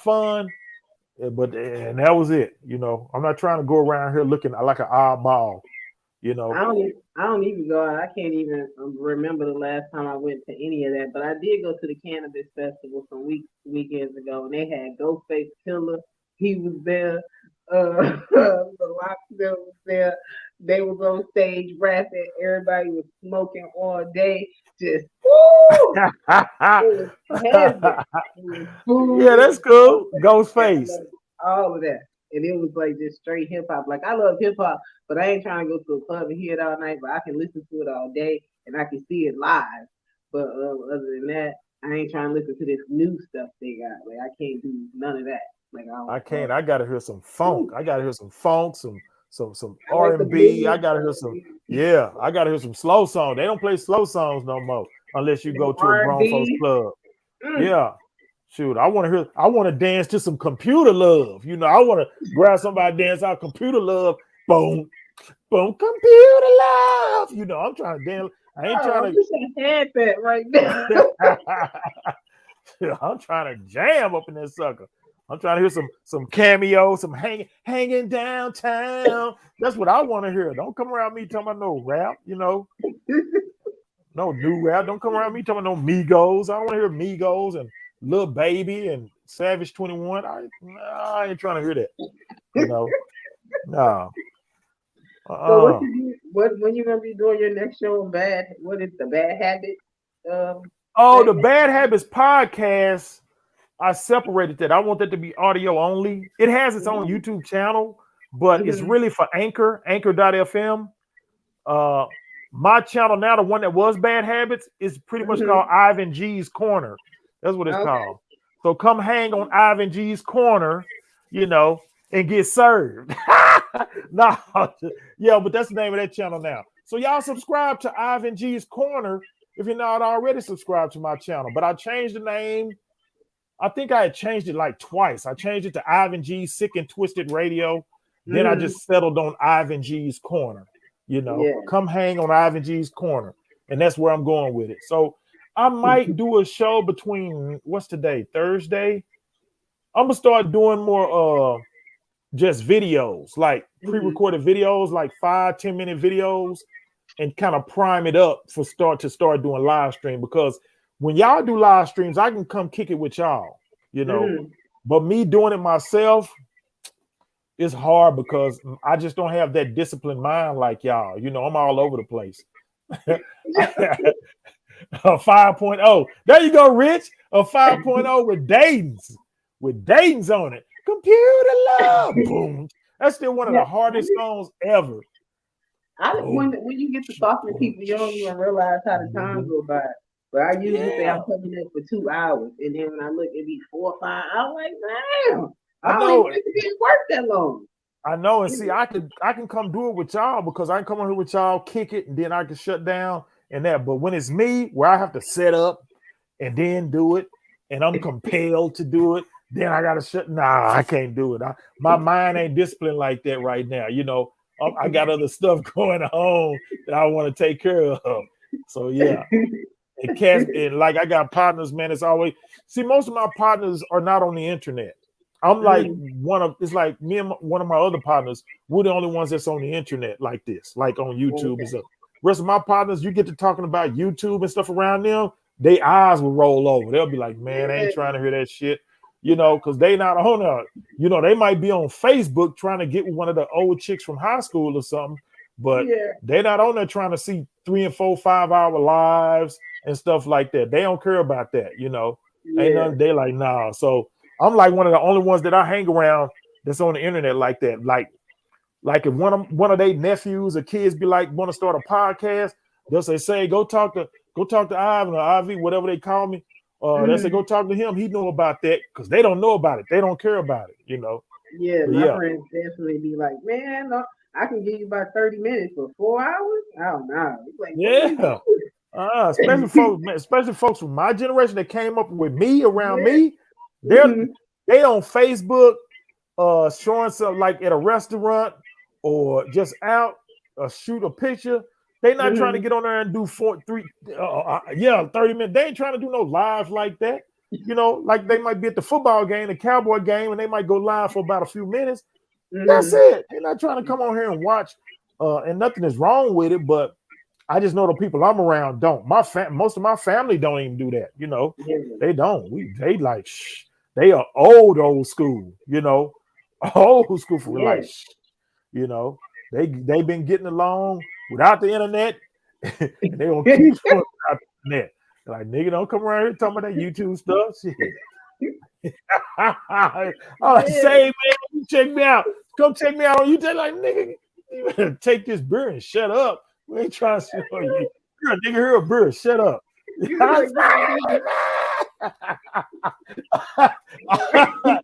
I feel like a nigga deep around a nigga.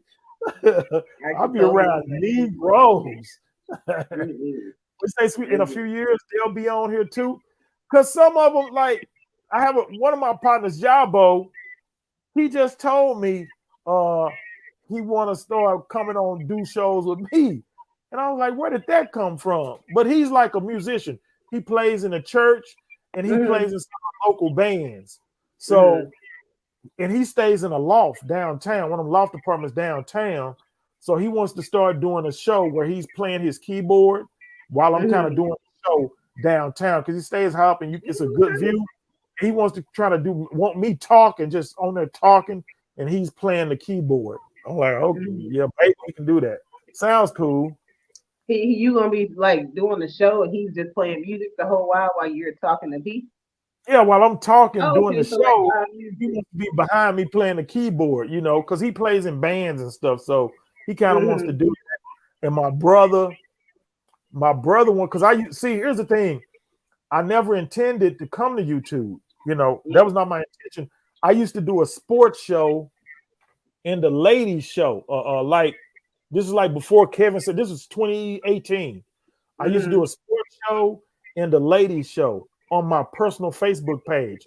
Some of those shows are still up on like because I created some pages for them, but like Ivan GTV. I used to do those shows on my personal Facebook page though, so I was cool with that because I do the shows and people that I came up around, I see them at the park or at an alumni picnic, and I was like, "Yeah, man, we seen your sports show, man. Don't be talking about LeBron like that." And I used to be getting in these conversations with, and I didn't know they was watching like that. So I'm like, man, they really choose like that. But then somebody was like, "Come to YouTube," and I don't know, maybe I should, maybe I shouldn't. But I like YouTube. I know YouTube is for everybody, but everybody can't use it in the same capacity. That's the thing. And we all look at somebody else and think we should be doing it like them when that might not be your lane. Like I said, everybody can't use it in the same capacity, but YouTube is for everybody, So one person another person's how another person YouTube, It definitely gives everybody an opportunity to do something. Yeah, I just need to buckle down and get back disciplined to where I can do it because I do enjoy it. It's just other stuff kind of takes my attention away from it, And so and like I said, it's finna get busy because May, June, July. Oh, it's really finna get buck up around here, around Dallas, Texas, And I plan on having a good time, a real good time. Sure. I'm gonna be at the casinos in Oklahoma. Yeah, got the trail ride in Louisiana. Got the casinos up in Oklahoma. I'm gonna be hitting them casinos in Oklahoma and Louisiana. We'll have a good time. Choctaw, all that. Sorry, I don't know what I did. Have you ever been to the casinos in Oklahoma? No, I haven't. Just in Louisiana, like Lake Charles. Shreveport. Yeah. Yeah, those are my brother. Where his house sits, the casino's like because his house is like right outside downtown. So you can see like the horse. I think it's the Horseshoe. Harris is closer to Bossier. Harris, and then the racetrack got a casino, but I know it's the Horseshoe and it's another one. And they compared to Oklahoma, they look old now. I hate to say it, but they look old now. So now people are choosing to go to Oklahoma instead of going to those casinos in Shreveport. But they all got money. I used to go there with my grandma. She used to be like, "Girl, won't you?" Because she would tell me they had free drinks and a free buffet. And I was in the buffet then, so I'd be there all night eating. Yeah, that smoked fish. Ooh, that smoked fish at the buffet. Yes. Man, that smoke. That's the first thing I grabbed, the smoked fish. But you go in and you don't realize a whole day to without you come out, it's nighttime, you with it. Yeah. Oh, yeah, God. You be there all day. You'll be there all day. The sun came up. You're like, dang, I was here that long. Yeah. Where's Rush at? Is that Rush? Is that Keizakui or Bosco? Is that Rush? Yeah, that's Rush. Hey, Rush. What's up, Rush? Man, I mean to be I like what Rush do. Rush been doing shows early in the day. I need to start coming on this. I like those shows early in the day like that. I'm old. I gotta be in bed at a certain time, Me too.